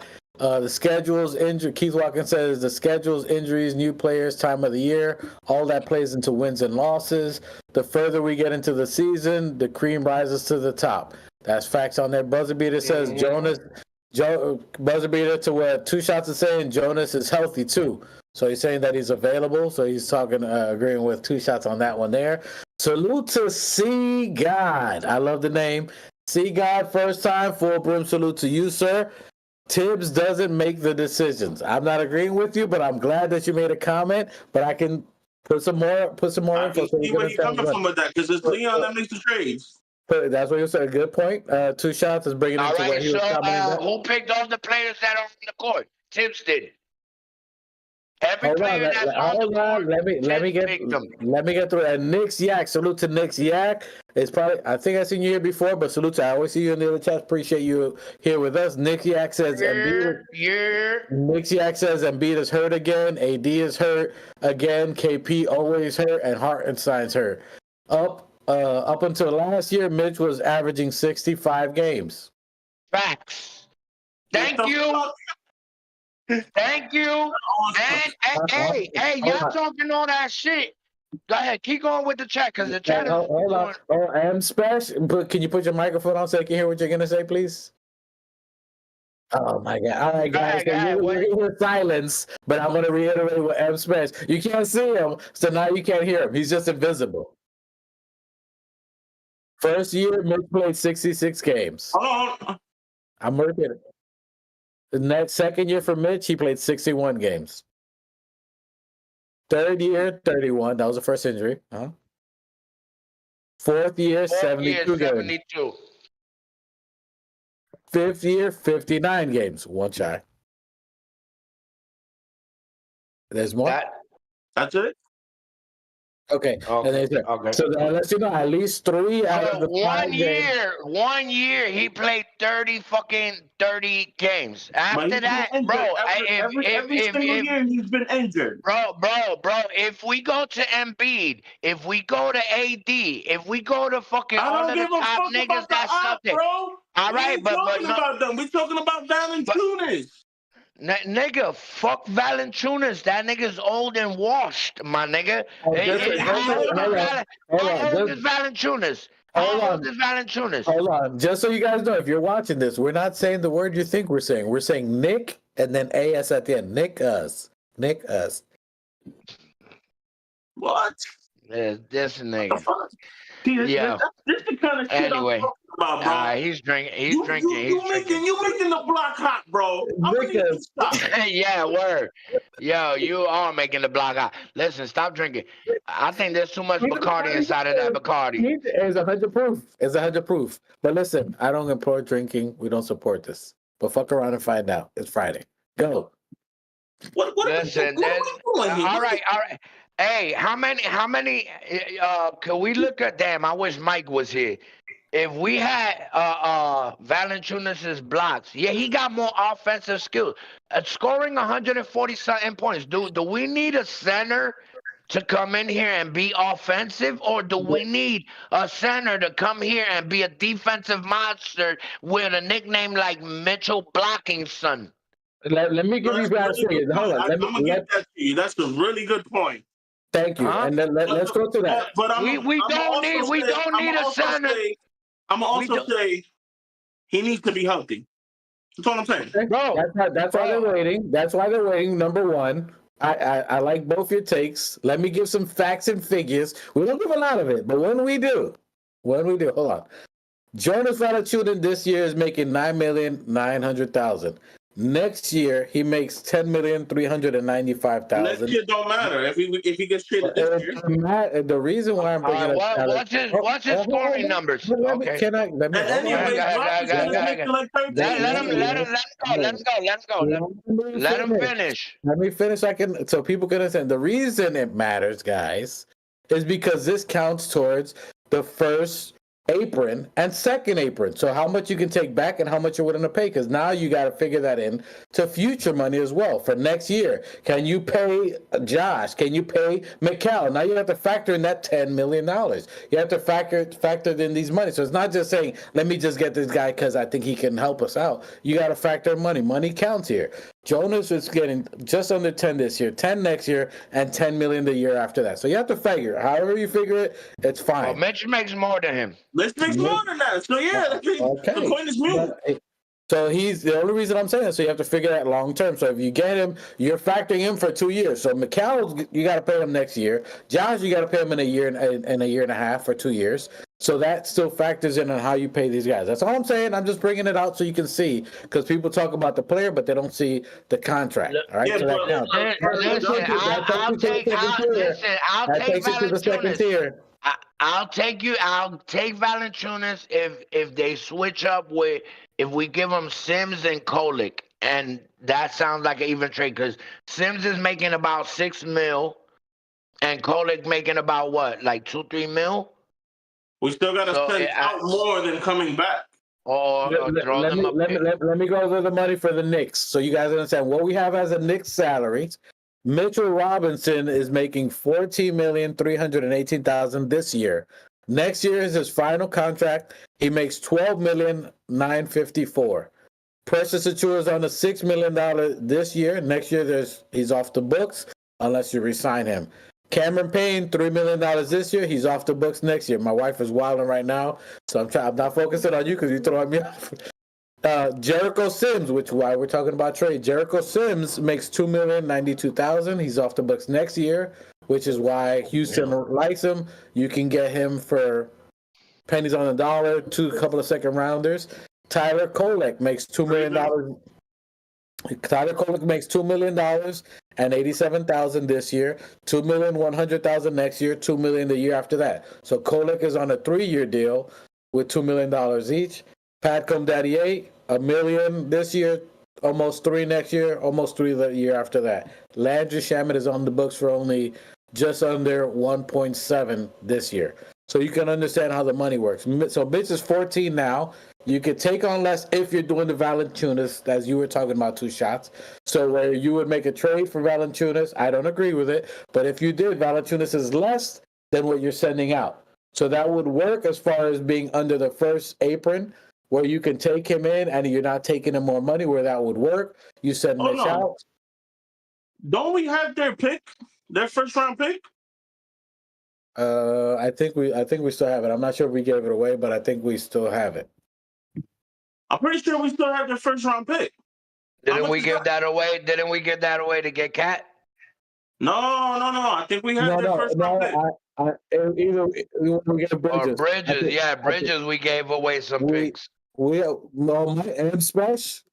See, that's your homework. See if we got the Washington pick. See if we still have the Washington pick, or did we give that away for Bridges while you're there? So I'm pretty sure we still have the Washington pick. M Smash is gonna check that out. The freaking Rican is on. He's doing his thing. I would like to know how much that pick is worth also. I think it's top 10 protected, if I'm not mistaken. I'm pretty sure I remember that it's top 10 protected. So if it don't convey this year, then it becomes 2 second rounds next year? It'll become 2 second rounds if we still have it. So it's either top 10 protected, which I think they're definitely going to get top 10 this year because they're straight trash. So it may convey to just 2 seconds, which is still valuable to other people.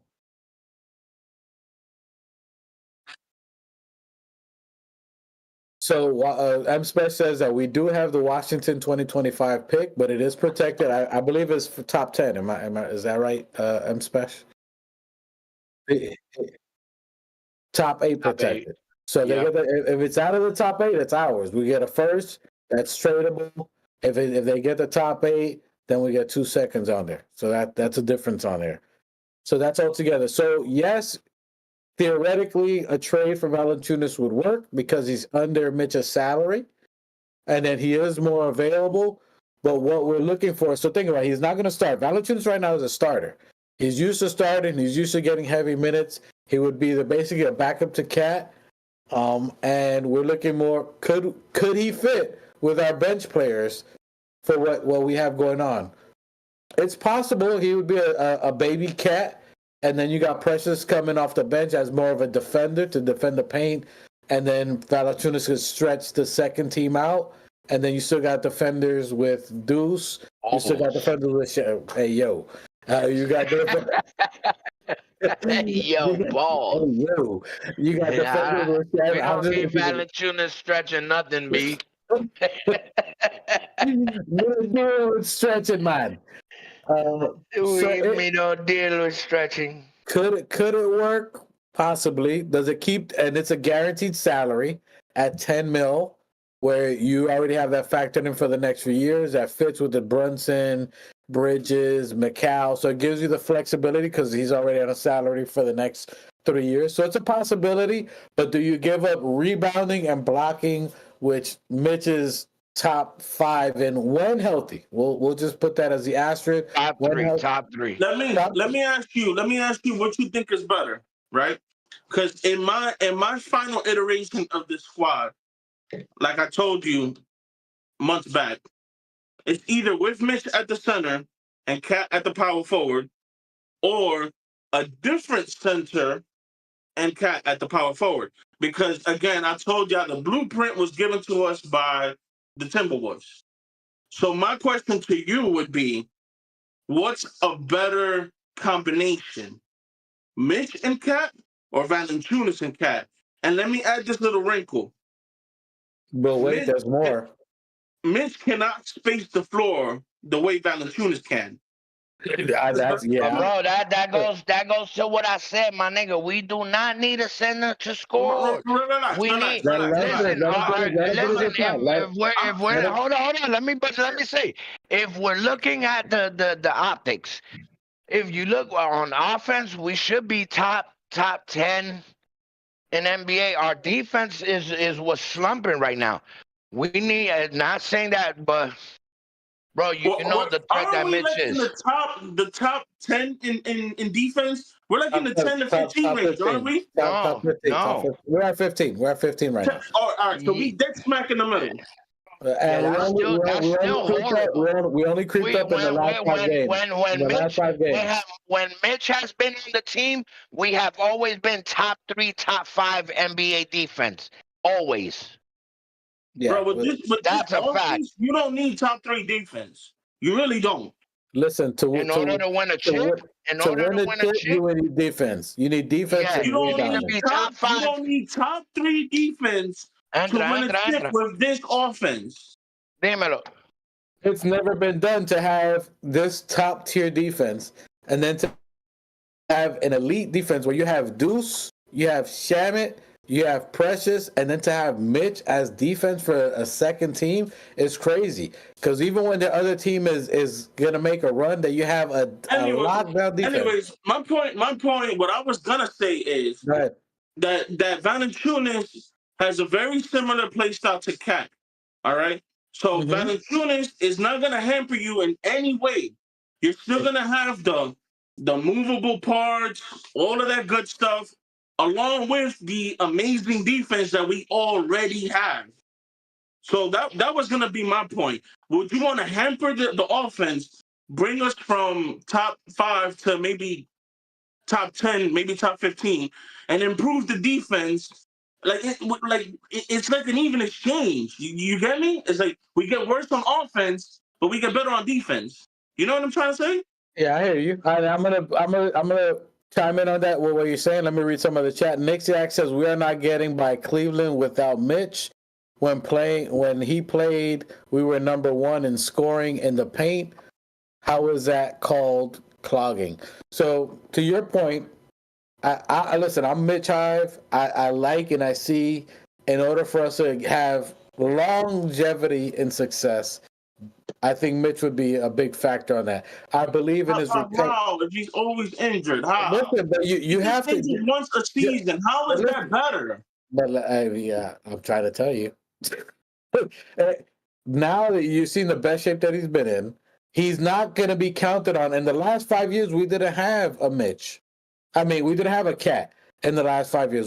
He's not playing that role. He's not going to be the starting center where he's going to get beat up. You have Cat as the starting center. He's going to be reduced to a bench role, 20 to 25 minutes, where he can be the best version of himself, where he has the right ancillary players who would find him, a Deuce, a Campaign, a Shamit, a Precious, another helper, which is Precious, that's going to help him. That's going to diversify the defense and how the offense and defense moves all together. He has assistants in the second team. Before the team that we had RJ, IQ, and other players that didn't play defense, where they solely relied on Mitch to play defense, not only at center, to play defense for Randall, to play defense for RJ, to play defense for IQ. For anybody that got past him, he had to make up that defense for them as well. He's not. That's not the role that he's playing now. That he has. You gotta diversify your portfolio, son. He has help now. He's not starting with Randall. It's Cat playing with Josh Hart. It's Cat playing with OG Anunoby. It's Cat playing with Mikal Bridges. None of these players were here last year that could help Mitch out. Mitch was the only defender against all these offensive playing. IQ was offense. RJ was offense. They don't see it. Mitch was playing 7 positions, bro. Like, everybody was slacking, bro. Listen, I'm scared to see what happens when Mitch comes back to this lineup. I'm telling you, it's going to be unfuckwittable. And I'm with that, but right now I'm playing the advocate. And I'm not going to say the devil's advocate because we don't fuck with Satan. All right? No, Satan. So we're just playing the advocate to play it. Valanciunas, to you're saying 2 shots. I can see it if it would happen. I don't agree with it. I can see how he can help out offensively where the other players now. If you include a Valanciunas, the money works because he's at 10 for the next 2 or 3 years. You lock that salary down for 3 years. I'm just playing the advocate. So I'm giving the pros and cons of each aspect of it. You got Valanciunas for $10 million for the next 3 years, so you got a guaranteed amount. So now you can figure out the money that you're going to pay Josh. You can figure out the money that you're going to pay Mikal Bridges because you already have a locked salary in place. You have someone that you know his play style, you know he's available, and then instead of Mitch counting on all the defense, now you count on offensive Valanciunas, and then you put the defense to Deuce, Shamit, Campaign, and Precious. You let them do the defense, and Valanciunas to spread the floor and play offense. So I can see how that would work. If anybody, I don't agree with it, but Valanciunas would be the closest that I can see to a trade. I don't agree with it, but I can see that work financially. I think fit. Bro, listen, I know Thibbs. Thibbs is one of them stubborn old ass niggas, B. And he's not. You see how much he fought for Randall. You see how. Bro, you think he ain't gonna fight tooth and nail for Mitch to stay on? And a lot of this shit that people not really seeing is the fact that bro, when Mitch comes back, bro, he makes people rethink about their shots about 40, 50 times, bro. Like, we do not need a center we got Cat. We got Cat for that reason. To stretch out the floor. He's one of the top 3 big men in the league. We got that already. That's all-star. #1 NBA draft pick. We got that nigga. Jalen Brunson, we got that nigga. And what I'm trying to say is we scoring 140-something twice in 2 games, basically back-to-back. Bro, and we're not even gelling at halfway, well, a little more than halfway mark, but do you understand how scary we're going to be offensively when we get everybody in motion, all the teams, everybody healthy and fully going? Bro, the bench just scored 40, 50-something points. Trust me, the bench will be coming along way more better, and so will the offense. You feel what I'm saying? I see us blowing out teams. If we get in full motion, I could see a game, them niggas hitting 160, 1-something. And so what we need to do is lock in on the defense. Now, to your point, Got it. And Mitch is that nigga, Bree. And Mitch is not gonna have the problems like Randall was fumbling on defense. RJ Barrett was fumbling on, like, Mitch had to do so much between those first 4 years, and Mikey just proved it. He played 60, 59, 70 something. Only 1 year he was off was 30 something games. That's a warrior, and he came back at twice at 70% and 80%, and then fucking Embiid try to injure, you know what I mean? Like, bro, a lot of people will be giving up Mitch for Embiid and all AD and all these. Bro, I'm good with Mitch. I'm good with Mitch. I don't need nobody else. Knicks 100 says Mitch is a dime a dozen player. God. Damn. Boy, your God. burner account must be burning. Damn, boy. Is that Shaq? Is that You know Shaq's what? burner account? We He ain't a found Knicks out fan, who bro. it was. Knicks 100 is really Shaq. I'm gonna be real with you. I want to trade Mitch, but I won't go that far. Huh? Hmm? I said I want to trade Mitch, but I won't go that far. To call him a dime a dozen. Even two shots said a dime a dozen. Hey, salute Knicks 100. We appreciate your comments. That was a wild take, though. A dime a dozen isn't number 3 rebounder, top defender. That I can't go that far.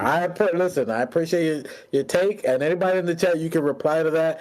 Buzzer Beater says, and Casey Smith on the show. He's talking about somebody that's gonna be on the show. Nick's Yak says, name a center who Mitch had trouble with besides hitting threes, while Mitch is told to play drop coverage by KP, Embiid, toss Hartenstein. So basically, he's just saying he's vouching for Mitch. And I can agree with that. And it's true. Mitch has been bodying every center that comes along in the NBA. Like, bro, I remember the first year Mitch was playing against Embiid, and Embiid said, bro, this guy's going to be trouble. And he was light in the ass back then, pause. Like, Mitch was skin and bones. Now he brolic. Mitch got size. And imagine, he had all this time off. He had all this. What? I said brolic, my nigga. He said he got size? Nah, I'm saying. I don't know how you the figured nigga that got out. big. Yo, the nigga can win. I'm gonna have to check out on y'all, because you know what I'm saying, like, this is getting too gay for me. Listen, I'm the last nigga on the fruit mobile, nigga. Hey, all right. So, hey, listen. Two shots. You're for Valanciunas. Hey, hold on. Didn't you vote for Kamala? Listen, Kamala Harris. Listen, we're not going to Trevor Kamala. We're not going for Trevor Kamala. We're not bringing that up. All right? Because that's all from China. It's all from China. Left. Hey. Let's go left. Hey. We're going to understand right now. Hey, two shots. So you're okay with the Valanciunas Mitch trade? Is that right? Yeah, I think so. New Knicks? Okay, we're not. All right, listen. All right, so another player that's been brought up. Hold on. What he said? I can't see it. Before you go on to the next topic, I got to go. Your boy got to go. You really got to go? Yeah, I really do. What's up, Jess? What up? Tomo, what up? We're talking Absolutely. to you. Good looking, my guy. Appreciate your take. Full brim salute to the panel, replay gang, everybody. Get the likes, get the subscribes going. 50, if you get it up to 50, I'll tell you where to get it. And I'm out. I love y'all. All right, and Buzzer Beater says MKGA make Knicks great again. That's what we're talking about. All right, and then so new Knicks, we got a couple of days left, which we'll finish some of the second half of on Sunday. We'll talk about the second half when we have Machete here. We'll talk about the other players that we think are available, and if there's any trade, we'll see if any trades happen by Sunday on there. So new Knicks, you've seen Mitch, which I think he's in great shape. Thibodeau said he's in great shape, that he's in great game shape, and now you're seeing where he's getting contact and he's getting He's playing in participation and practice on there. Do you think that there's going to be a move for Mitch himself from now to February 6th? Or do you think that they just hold off and see what we get, that they're giving him basically a last hurrah? We're going to trust in you. We're going to see how you do this year, and then we're going to put our trust in you this year. The Knicks are making a trade. It will not involve Mitch. Most likely, sad to see, is going to be Sims. It might be some other pieces. Mitch will be here. He said it himself. February 8th or whatever date he gave against whoever. I believe in Mitch. I think he's been a lion in the lion's den, just looking. You know how you see a lion in the zoo looking at people, and they're like, eh, and the lion's like, boy, you let me out this fucking cage, and I'm a pounce on that ass. That's what that's the position I see Mitch in right now. All right. Pause. But what I'm telling you is, like, Mitch is so hungry to come back right now. He see the team and he's like, bro, I'ma remind motherfuckers of who the fuck I am and what the fuck I do. And he said himself, I'm not coming back until I'm 100%.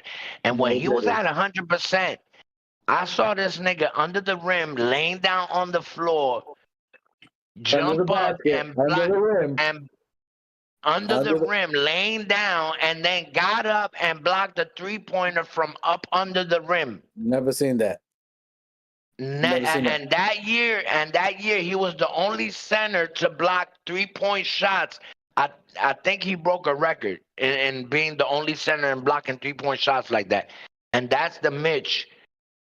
I'm not saying he's gonna be that Mitch, but bro, with everybody playing there, he was a little lighter back then, so he's a little heavier, so he could definitely get the lift. But with everybody that's multifaceted, you got Bridges that plays defense offense first. You got OG that plays defense offense first. You got Josh Hart's that plays defense offense first. And the only two other players you have playing offense defense first is Brunson and Cat. So he has a lot of weapons to help him, bro. He's going to be having a few. You might see Mitch. He'll have so much open space and shit to do. You might see him go into his offensive bag. Shit that he's been dying to fucking pop out. And Thibbs said when the time is right, we'll let him get into that bag. And I think that time is coming. You might, we don't need an offensive center, so he's going to stick to the bread and butter. You know what I mean? And, bro.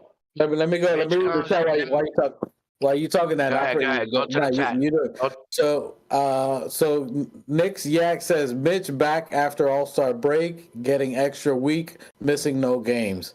And then Knicks 100. Said that. Hold on, man. I said that in the beginning of the season. I said that in the first few episodes. I said we need Mitch to come back after the All-Star game and carry us into the chip. I said that. Yeah, and he agrees with that. That's his take on that. So he agrees with that. Knicks 100 GM. People quick to say Embiid hurt him, but leave out the fact that he missed most of the season up to that part. He did. He was injured, and that's what makes it worse, that Embiid went specifically to his limbs in an injured area and did a non-basketball play and re-injured something that he was already healing. He was already in rhythm, but you're forgetting that part, that he was in rhythm, he was balling, and he was such a threat that Embiid had to do a dirty play to take him out of the equation in order for him to be a factor into the playoffs. Knicks 100, that same game, you forget that Mitch slammed Embiid on his ass. And slapped. You heard? And he got up and he got mad because Mitch slammed him and he grabbed his fucking knee and his ankle. So if Embiid didn't do that, I think Mitch would have been playing and we would have went a lot further into the playoffs. And Knicks 100 Jim is also saying, imagine if he gets hurt again. Imagine you win the lottery. I mean, you could go down the road of imagining the worst case scenario, but the Knicks are trusting into. If was a fifth, we all be drunk. There you go. And the Knicks are trusting in their medical staff. They've seen his rehabilitation. They've seen his working. I've seen him on the side of the court. He looks like he's in phenomenal shape. The team sees him. He's practicing and traveling with the team. He's practicing. His foot is healed. After that, it's just getting confidence in how you're playing. And that's it. And the fact that he's not going to be a starter, he's not getting the heavy minutes and going up against the Embiid or anything else. He's going to be coming as a backup to Cat. So he's going to be playing 20, 25 minutes as a backup. He's not going to face these guys. So he gets to get into rhythm again and dominate second-team centers. He gets to be the best version of himself against the bench players, which he's going to easily dominate. He dominated starting centers. He dominated two people, starters, centers, and starting power forwards. He dominated all of the Cleveland starting staff. Imagine what he's going to do to their bench. Even point guards. He was locking in point guards. Bro, Mitch could play all 5 positions. We can't be getting carried away. All 5 positions. Are you kidding me? Knicks 100 GM. We can't be getting carried away when those are statistics. Statistics Knicks 100. Maybe you wasn't here when Mike, the specialist in the background, was reading off the numbers of games that Mitch played. If I'm remembering exactly, he played 62. He's averaging 60 games. All right. So I mean, come on. It's not like he's injured. And Embiid in his career probably hasn't played as much as Mitch played the first 2 seasons. And let's talk about it. So Mitch, on his best time that he plays, Mitch has been averaging top 3 in the NBA. Top 3 offensive player, top 10 defensive player in his prime. Let's just say in his best time, 20 minutes, whatever it is. He's averaging top 3 in the NBA.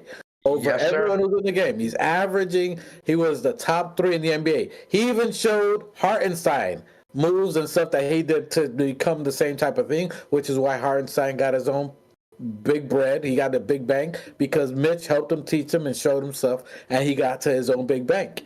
So he even teach, and that's why Hartenstein got a big bank, and that's why he was averaging 3rd in rebound because Mitch schooled him to the game. That was his dog, and he showed him. He said, yo, I'm going to show you how to eat. And he let him eat, and he got his big bank. And that's why he left, because Mitch showed him that.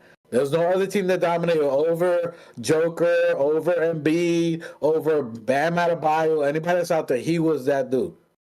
And that's why he's going to do it again. So even if you get him, that you're trying to trade him, there's no other person that's going to give you those values for rebounding and defense that what he brings to you when healthy.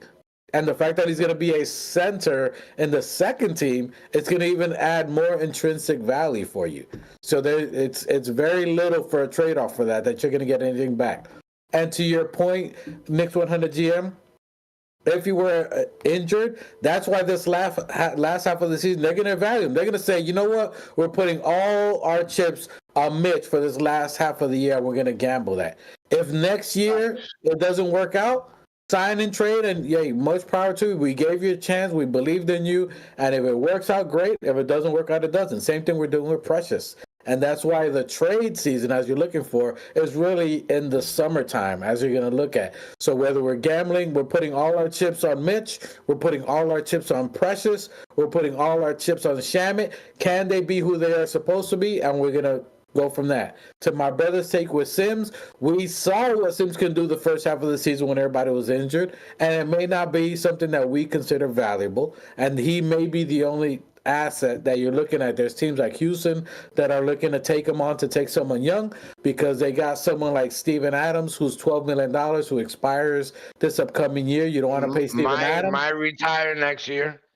Might retire next year, but he's making $12 million this year. He's not going to want to make $2 million. So they're like, yo, we can get this young cat to come here and back up Alfred Sengun, and then that'll be a center at a cheaper cost who's athletic and who can play with this young team. And so they give us a couple of second-round picks. He still gets to be involved in the NBA, so that's where they're looking at there. That's why Sims is most likely a candidate to get traded. More power to him.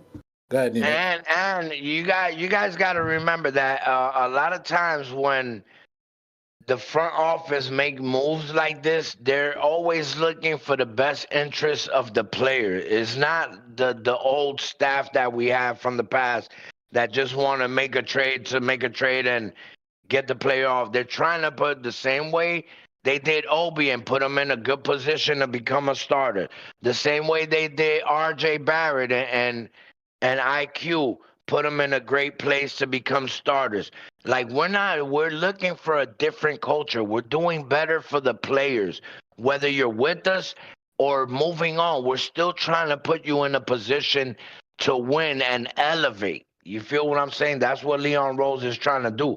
So it's not a lot of teams that's out there in a position where like they got a center like Adams, like you said, that's like on the edge of leaving to put him in a position to come in, learn a little bit off of Adams.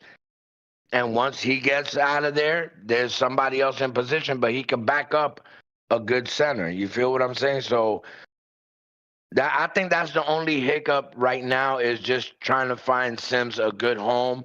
Yeah, I mean, where he could flourish and grow the same way. You know what I mean? We trying to leave we're trying to leave a clean face and a clean track record with this new culture. We're not just dumping our players. Once a Knick is always a Knick. So I mean, Leon Rose is just trying to find the right position to put him in. And trust and believe every time Leon Rose makes a move like this, it is always in best interest for the players, and it always does good for the team. Our trajectory always goes up. So when we get rid of a player, whoever replaces them, I mean, we do better at it. So And even if they're thinking about getting rid of Sims, and not in a negative way, you know what I'm saying? As my brother New Knicks is saying, like put him in a position to be successful, like we did with Obi, like we did with RJ, like we did with Emmanuel Quickly. That's a hat tip to the organization. Hartenstein, Like they Hartenstein, put him in a winning position with a winning team. He's doing great right now. That Hartenstein is our player, and he's out there looking good, but with a good team. but that tells you that if Sims, and we don't know if they are, we're not in the organization, we're not saying anything, but if Sims get moved, you know what that tells you? That tells you that the organization and the coach and the team believe in Mitch. They believe in him that he is going to be that third center. They believe in him so much that Sims is not going to get time. Let's put him in a position where he can get a contract, where he can play and be helpful to another team, because we believe Sims would be the third or the second backup player, and then that we're going to sign Precious to be the backup to Sims, to be the backup power forward, that they already believe in him, that they see his skill set and they believe what he can do, and that they've already seen him. It goes to what you said. If Mitch was killing starters, if Mitch was killing starter MVP-esque centers, could you imagine what he's gonna have a field day, a day of field when he starts playing against second string little niggas, B. Everybody's little, especially coming off of the bench. And don't let Thibbs get into that bag where he starts mixing around and finding the formula. We might see the Twin Towers. We might see the Twin Towers. We might see the Twin Towers come back into existence. But think you about never that. know. But think about that. You had Mitch top 3 center all time with no help defensively as a starter. RJ wasn't playing defense. I mean, let's keep it a buck. IQ was playing somewhat good defense. RJ wasn't playing defense. You had Randall not playing defense. They had nobody playing. Now you're gonna put him in a second row with Deuce, Precious, Shamit, and kept other defenders besides him. It's gonna be a free for all. Hey! What? What if just Mitch? Let's say the day Cat just boom, he gets 2 quick fouls in the first quarter. Mitch comes in with Bridges, with OG and Bridges and Josh and Hart. Hart, and Brunson. Listen, they might, bro. Bro, that's the threat that Thibbs wants. Imagine you rest Brunson, you bring in Deuce.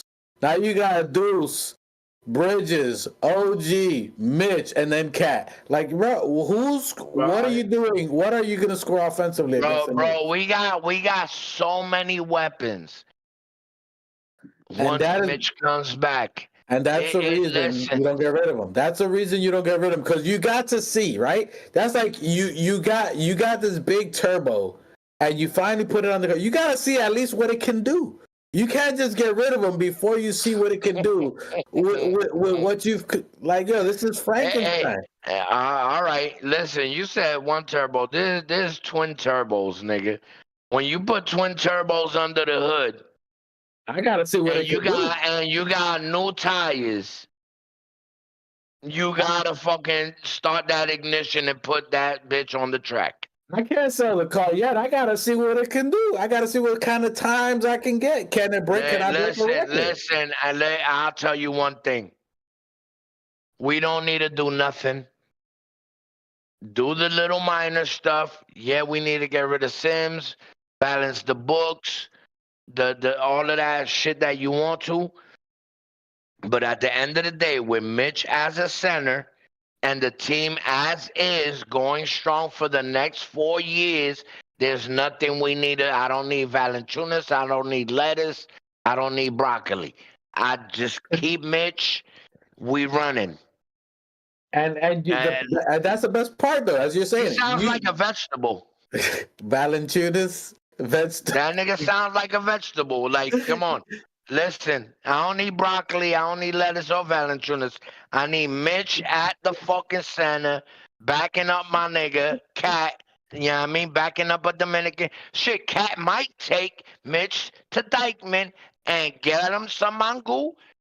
And we never know what we might see of Mitch pairing up with Wait a minute, hold on. Wacko, and hey, we appreciate you. Thank you for being in the chat. So Wacko Brooklyn says, "I'm sorry, fellas. Mitch at Achua off the bench doesn't work. Knicks fixed." Ooh. So he says, wait. What he saying? So he's saying Mitchell Robinson and Precious Achua off the bench doesn't work. If you don't know, Precious Achua is known offensively in the NBA. When it was if you go back to Monteverde or Mount Verde, as some people call, where RJ Are you kidding me? He was known as an offensive player. He can score. He's more of an offensive player. So if you have Mitch, you have Precious Achua. You got that front line. Precious Achua shoots more threes than Rondo. But even then, who's scoring on Mitch and Precious? Who's scoring on them? If you get past and we're talking about second string. Bro, Mitch has been a starter his whole career. We're talking about bringing Mitch off the bench to who? If you get past Deuce, if you get past Shamit, if Bridges is playing on the bench, or Josh, or OG, if you get past those three, then you got to see Precious and Mitch. If you get past those three. Hey, you know what? You know when you're gonna see Mitch? When what's this nigga from the Spurs, the little new nigga with the length and all that? Wembanyama. All right. Let that nigga go against Mitch. Let all these young wannabe niggas go up against Mitch when Mitch will put the clamps on on Wembanyama. Y'all don't remember last year Mitch versus Wemby? Kidding me? Y'all don't remember last year Mitch versus Wemby? Go to YouTube, look at Mitch versus Wemby last year, injured. Mitch injured. And he was a rookie, and Mitch wasn't even 100%. Come on, man. Y'all playing. Y'all really playing, bro. Listen, hey, I think you guys that are saying this is whack, to give me a full brim salute because you guys are capping. Pull your cap that you have and give me a full brim salute because you're capping. Go to last year and watch the game. And that's an injured Mitch. We'll talk about it. That's even that from the bench player. Nonetheless, I think we keep Mitch. Listen, gentlemen. You heard it from Mitch's mouth. He said it. I'm tired of coming. And listen, Mitch was sick of being injured. He's not a component of him being injured. He said, bro, I'm tired of coming in and being injured by December. It was mind fucking him. Pause. It was mind fucking him. You think, bro, he's so tired of that little bullshit that you don't understand that it's like a nigga counting down the days of jail, bro. Like, you don't, when you get into them days and you start numbering, you just like, damn, I'm going to stay away from all these. I got a few days left. Listen, he's waiting to come home. He waiting to come home, and he going to show you,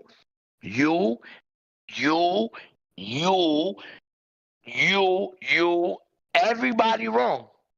And trust and believe, Mitch is a hungry lion.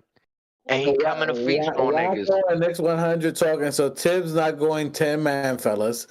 Payne, Mitch, Shamit, Achua works. Mitch outdated, fellas. The problem with that, the problem with that wacko is that Mitch has been here for 6 years. Mitch has played for Thibodeau every year that Mitch is that. Yeah. Oh. Hold on, we got a stat. Mike, right now, you're gonna have to go on for this one. You gotta M Specialist, we're not repeating this. Mike Specialist, we got a special. Go on the mic, bro. Go on the mic. Get on the mic, bro. Pause. You gotta get on the mic. And coming from behind the curtains, we got Mike the Specialist to drop a little stat for y'all. We got the Wizard of Oz. The Wizard of Oz is coming out. Pause. Dale. Screen record check, this, check. y'all. Can y'all hear me? Never Can hear y'all his hear me? voice again. Can y'all hear me? Go to one in the chat if you can hear we him. got you. Go to one in the chat if you can hear him. One in the chat if you can hear Mike the Specialist. Dale. Go ahead. Last year, Mitch Robinson, primary defender on Wamby shot 0 for 6. He didn't even score on Mitch Rob last year.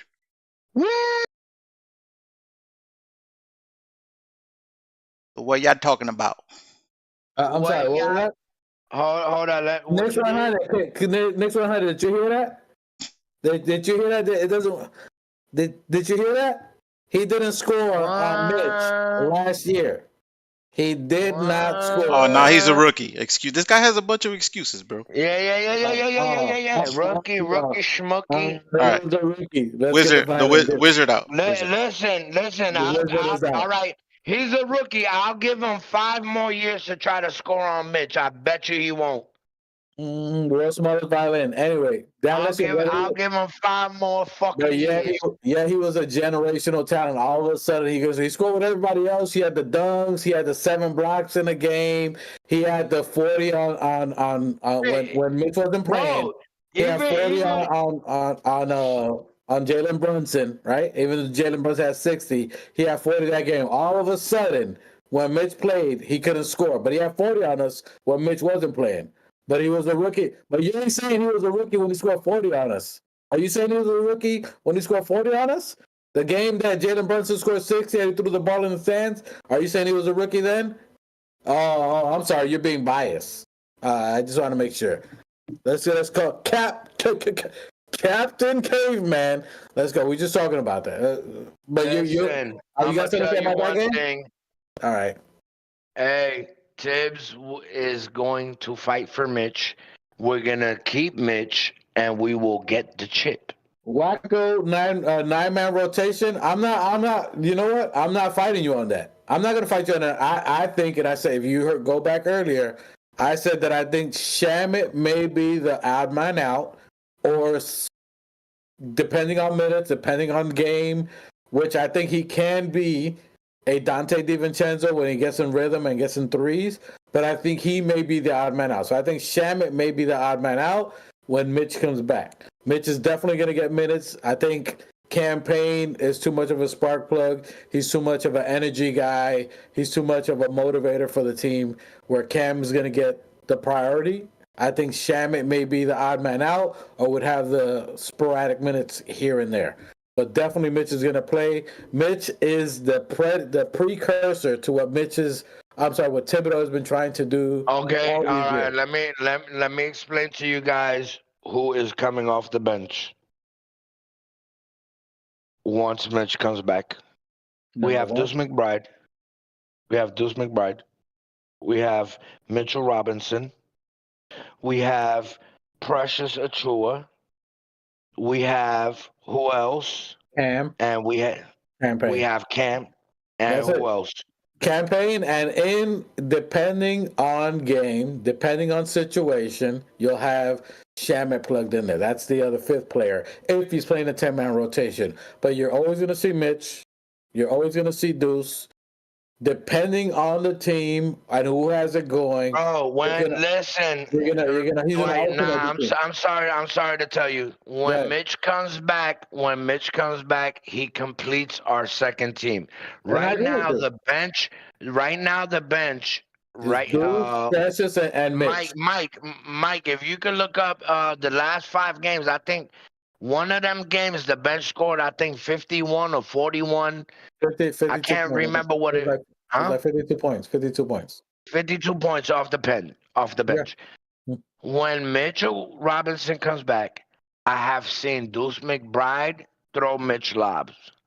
I have seen, listen, it's going to be nasty. Campaign is going to, it's going to be listen, I could see Mitch and Payne going in on a combo and listen, I could guarantee when Mitch comes in and coming off the bench might be scoring 70. The bench could be scoring 70. And even if they don't score 70, guess what? The other bench ain't going to score 30. The other team. Nigga, I guarantee that they'll be locked down and will still score 70. You know the defensive? Hold up. Do you know the defensive monster that bench is? We got Deuce McBride. We got Mitchell Robinson. We got Precious. And we got fucking Campaign, who's a pain in the ass. Or Shamet.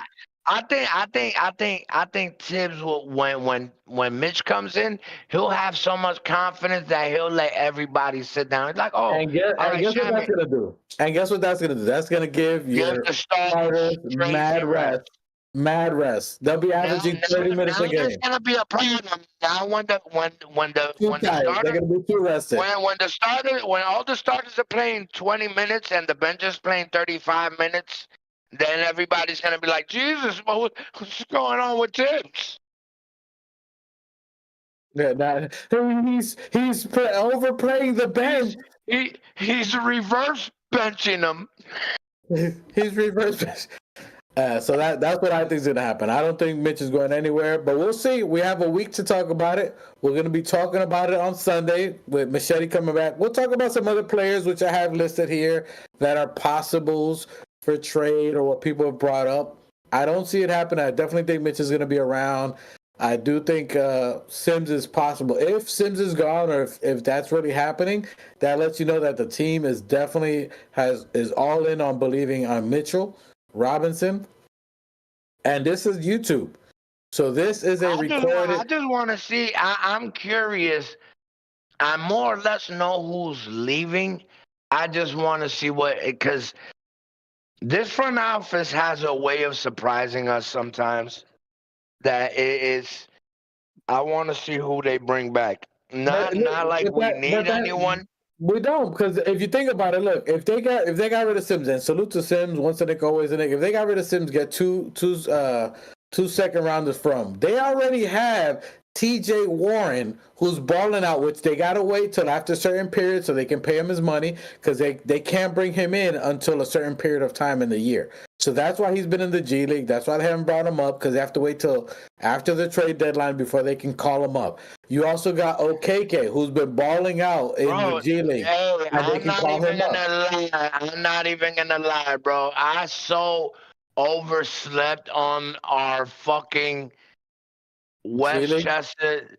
Yo, we got. And Well, I love the Knicks. even if Mitch gets hurt, guess what they can call him?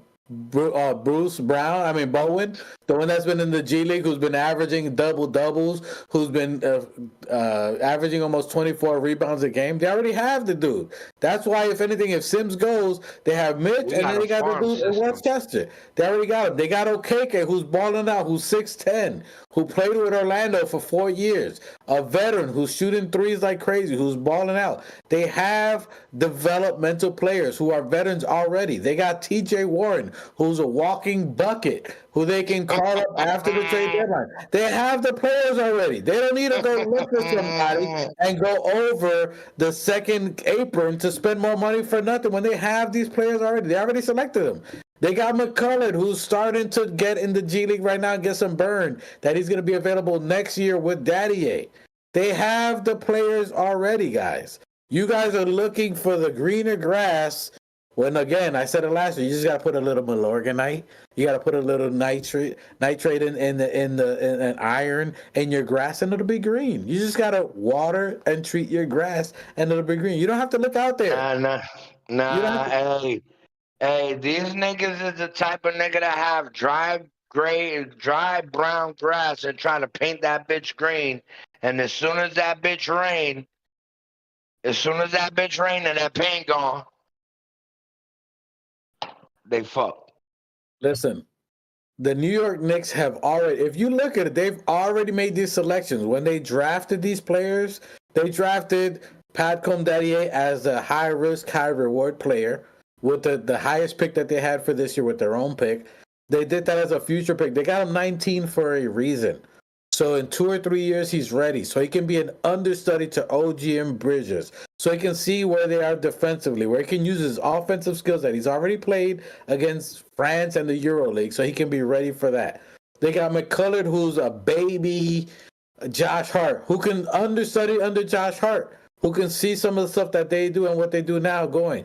They got Deuce McBride, who's a elite defender who can learn offensive game under Jalen Brunson. Those are our future players. They got Precious too. I mean, God. Listen, the one thing about this culture that has been being built is that the trickle effect and the domino effect, it's a simultaneous thing. So when you have players that have a high IQ, play both ends of the court, are elite at what they do in every position, that all trickles down to the G League, the bench. So when you have, it starts in existence like when we first got Josh Hart. By example, when Josh Hart was diving on the floor, everybody else, bro, it's a trickle effect. Everybody else is going to try harder. They all see the goal. Because once the starters win a ring, the players win a ring, the Westchester wins a ring, everybody. So they all pushing that system. And it's all working in accordance. Knicks 100 GM, you said we got to shed salary. We don't have to shed salary. As we stand right now, we're already, I believe it's 500,000 or more under the first apron, under the second apron. Okay. So we're already at we're at the first apron. We're already at the first apron right now. So even if we keep everybody that we have now, we're already under the second apron. We don't have to shed salary at all. We don't have to. All Sims would be because we believe in Mitch.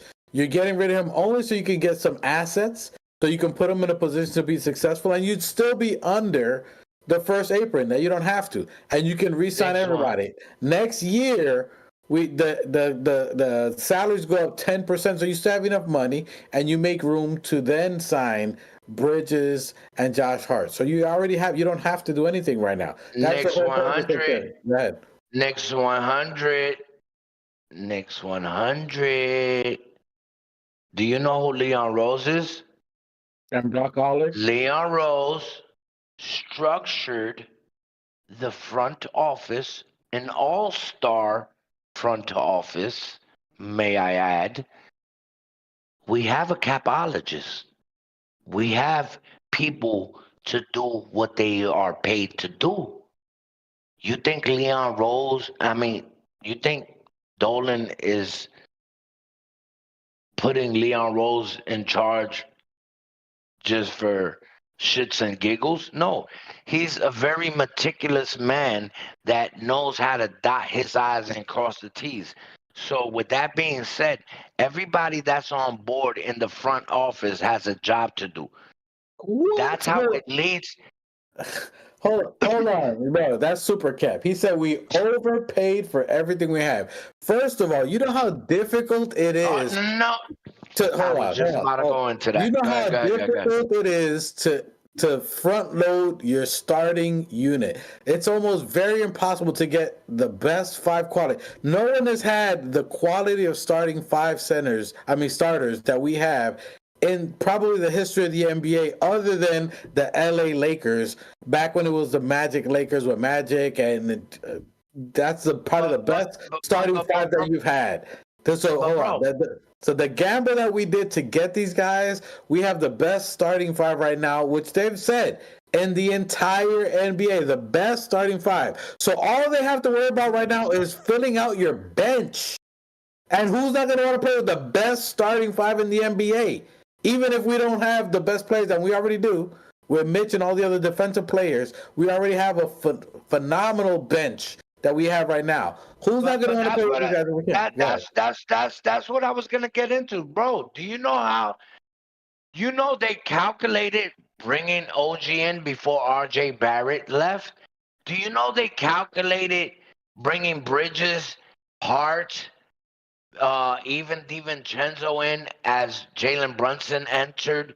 Do you know the calculations and the bro? These guys don't just make a plan with a plan A. They have a plan A. They have a plan B. They have a plan C. They have everything mapped out on a triangle on a whiteboard. Like this is like the basics. Bro. Do you understand this? It's the fucking basics. Bro, and you listen, I'm not even going to get into it. We're going to talk a little more. I'm going to close this off so we don't be here forever. We're going to definitely talk about Saucy Sunday. We might have Machete on here. Two Shots will be coming back. We'll have the new Knicks. New Knicks is feeling good and saucy, but we'll get Saucy Sundays. The fact that you're saying that we spent 5 picks on a role player, come back Sunday. He's talking about Bridges. He's talking about he's talking. Okay, a role player. Talking about Bridges. Who How has Bridges not elevated us? How has Bridges not fit in flawlessly into the system with 2 players that he played in his college career with? How does that not work? Listen, we're gonna decide. Listen, pause that. We're gonna talk about that Sunday because you was next 100. Make sure you're here bright and early on Sunday. If this is your first time watching us, Sundays and Fridays, 5 p.m. We're Friday, 5 p.m. Sunday, 5 p.m. At 5. Live at 5. Put the notification so you guys can chat with Knicks 100 at GM because he's going there. Buzzer beaters trying his best out there, and Keith, they trying to go out and help him. Salute to the chat with common sense and that's trying to, that's progressing the show and helping us reach heights. And we appreciate Knicks 100 being the troll. We appreciate that, Knicks 100. And somebody has to play the advocate. Kevin Durant, we see you. Shaq, we see you. Yo, shout out to everybody in the chat. Yo, Tomorrow, it's been a phenomenal show. Tomorrow we have the LA Lakers, LeBron James. Where's your boy Privy? Your boys. We got LeBron James tomorrow, Saturday. LA Fakers. LA Fakers. We got the LA Fakers at 8:30. We got them tomorrow. They've taken a couple of L's. We got our team running at full cylinders. What are your thoughts against the LA Lakers? Did LeBron get a little statement game? Do we let Bronny have some points against the Lakers? What do you think? Boy, I think it's lunchtime. I mean, we're gonna continue this streak, and hopefully, I mean, if we put up 140 on Memphis, I feel sorry for what we're gonna do to LA tomorrow. Listen, LeBron's Whether we play. He's going to try to come to the Knicks. LeBron to the Knicks. You're going to start hearing that for trade deadline. LeBron to the Knicks. No, I've been hearing that for 30. Hey, listen, as a Knicks fan, one thing I am grateful for I might not have seen a chip yet. How many years? Are you going to age yourself? How many years? 51 years. Hip-hop years.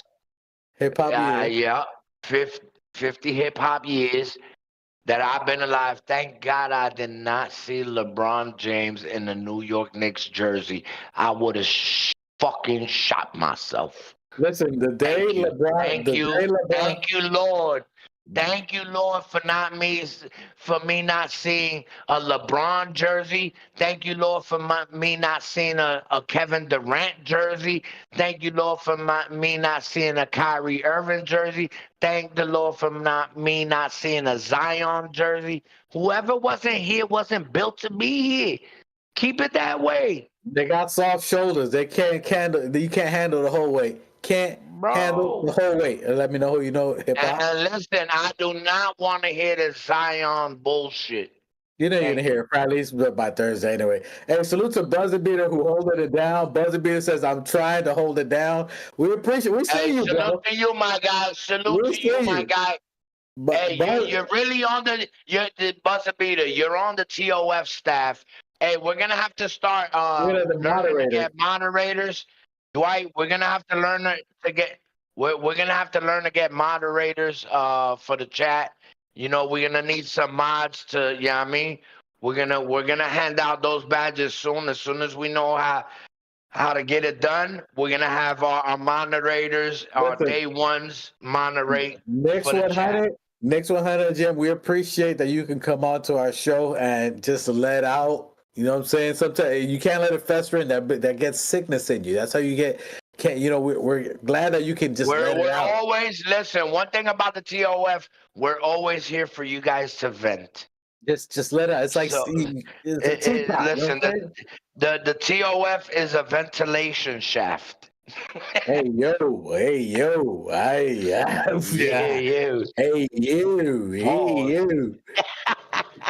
Hey, I don't know about letting anything in backdraft and no. I don't know go with that. I need to support. You guys don't know nothing about construction, all right? And you guys know nothing about a shaft. Ain't really a shaft, nigga. No backdraft. With no backdraft.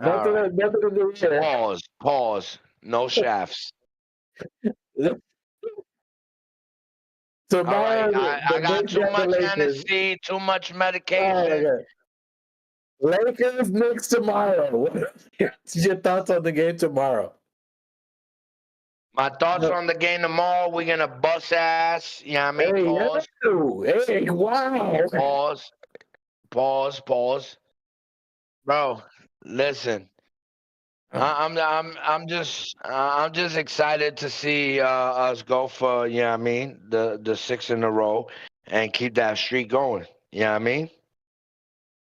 All right. It's going to be a good game. I'm loving to see the downfall of LeBron James. It's going to be a tough game. LeBron James. I love that. We're going with it. Hey, Anthony Ambulance, he's been, and salute to Raw. That's Raw's thing. I ain't taking a Anthony Ambulance joint. That's Raw's joint. Salute to Raw Hebrew Remnant. Anthony Ambulance is out for the next couple of games, so he's not going to be in the game. So that just means that everybody gets to go off. So they're not going to have him playing in the game Everybody else is an ancillary piece. So I got the Knicks playing a dominant game. I got LeBron being frustrated in that game because we're just going to pounce all over them. I got JB looking to be aggressive in that game, and I don't see anybody who's going to be able to keep up with Josh Hart and his pace. And then you're going to see our bench is going to definitely dominate their game. So I see a lot to a little tomorrow. I can see Cat going for 50.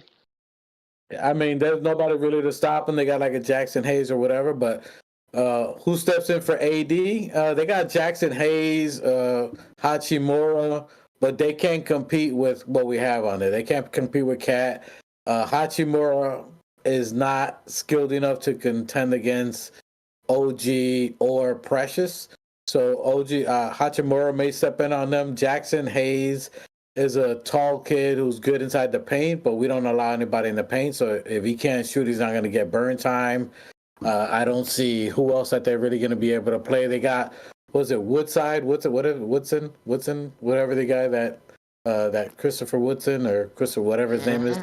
Yeah. He's okay, but he's not going to be able to contend with Precious. He's not going to be able to contend with OG. I'm looking for OG to have a big game tomorrow. Him and Bridges are going to have a good game. So OG should have a big game. He's been looking confident. He's been wanting his shots. So he's our highest paid player. So in the last couple of games, you see him stepping up. You see him play good against Denver. You see him have the 6 steals. So he's looking to be a little more aggressive in the second half. So don't sleep on OG. OG is going to be our next player that you're going to start seeing. How we've been talking about Bridges, you're going to start seeing that for OG. So you're going to see that there.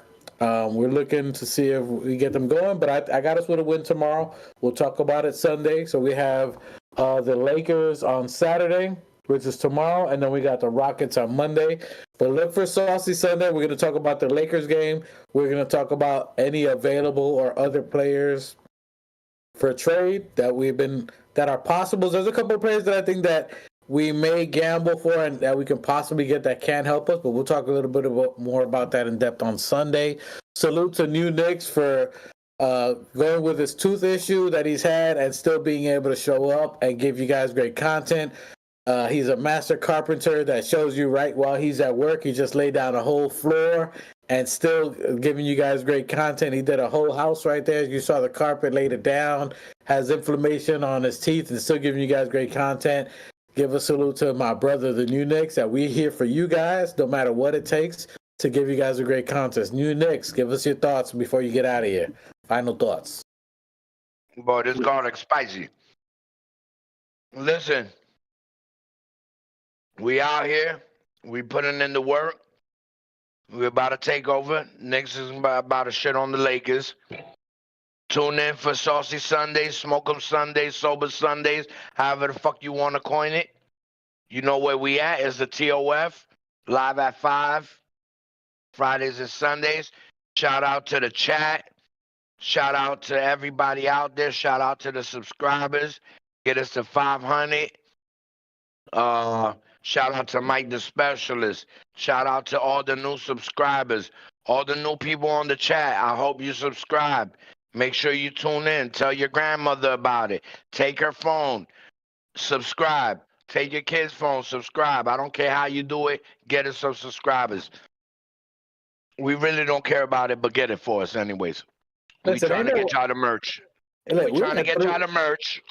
We trying to get y'all the merch. We're at and I ain't ashamed to say we 377. Love our 377. You got people in the thousands. Y'all telling me our content ain't enough for y'all to get us to 5+ so we can get y'all anyway.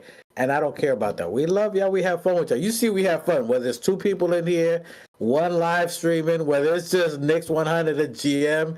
Just go, or KD or Shaq, whoever you want to call them, whoever's in the chat, we can have fun with y'all. We have a good time with you guys. We appreciate you guys. Tell your friend, recommend, tag somebody, share somebody, tell a friend, tell a friend. Tell a friend, you know what I'm saying? We're here every Fridays, 5 p.m., Sunday, 5 p.m. Let's go Knicks. We're going to beat the Lakers tomorrow. I don't even see that being competitive. If they win, listen, you know Illuminati's in it. But I'm not even going to go there. That's the whole conversation. And, hey, New Knicks, Buzzer Beater wants to know, what have you eaten? Oh, shit. Public sub, son. The chicken tender joint with the fucking pepper jack cheese melted. Son. Yeah. This was my lunch, but Oh, Atlanta. Oh oh, shit, he's hey, gonna hit him up. He's been talking about hey. ATL. He said Listen, we do. It has to be mass. he's a It GC. has to He's a be. GC. He's a GC. Hey, listen. All right, let me run you down.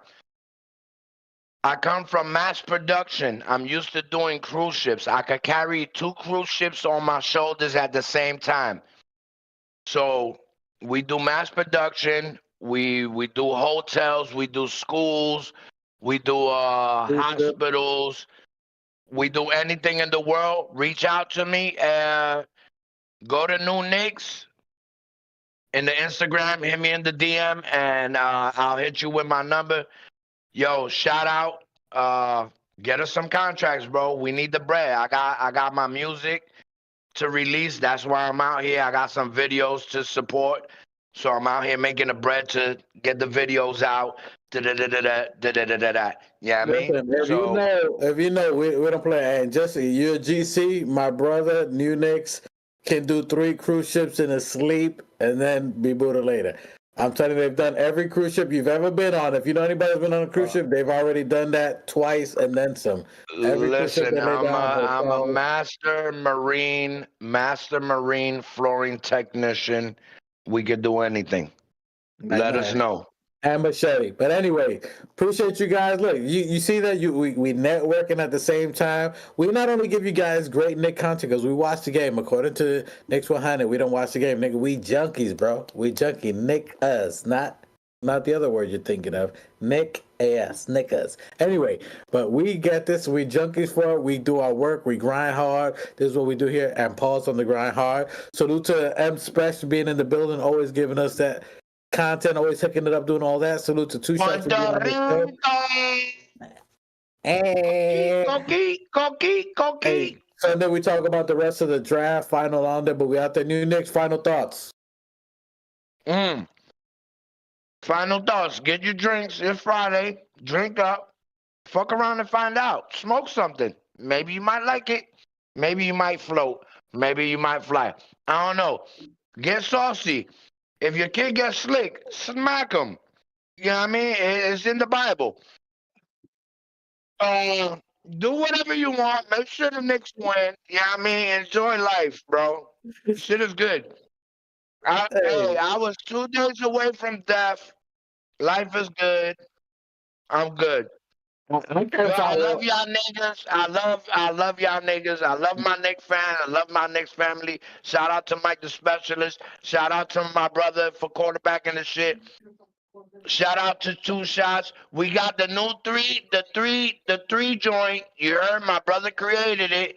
The Warriors 3. Bang bang.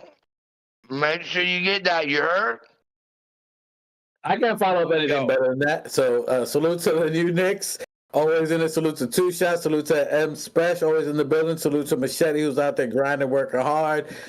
Pause on that. And anyway, we appreciate you guys. Sunday, 5 p.m. We'll be back at it again. Let's go Knicks. Let's get that win against the LA Fakers, against LeCon James. We got that body bag, trying to put him out of the NBA, put him on arrest, toe tag him, zip him up, all that good stuff. But we out of here. You heard?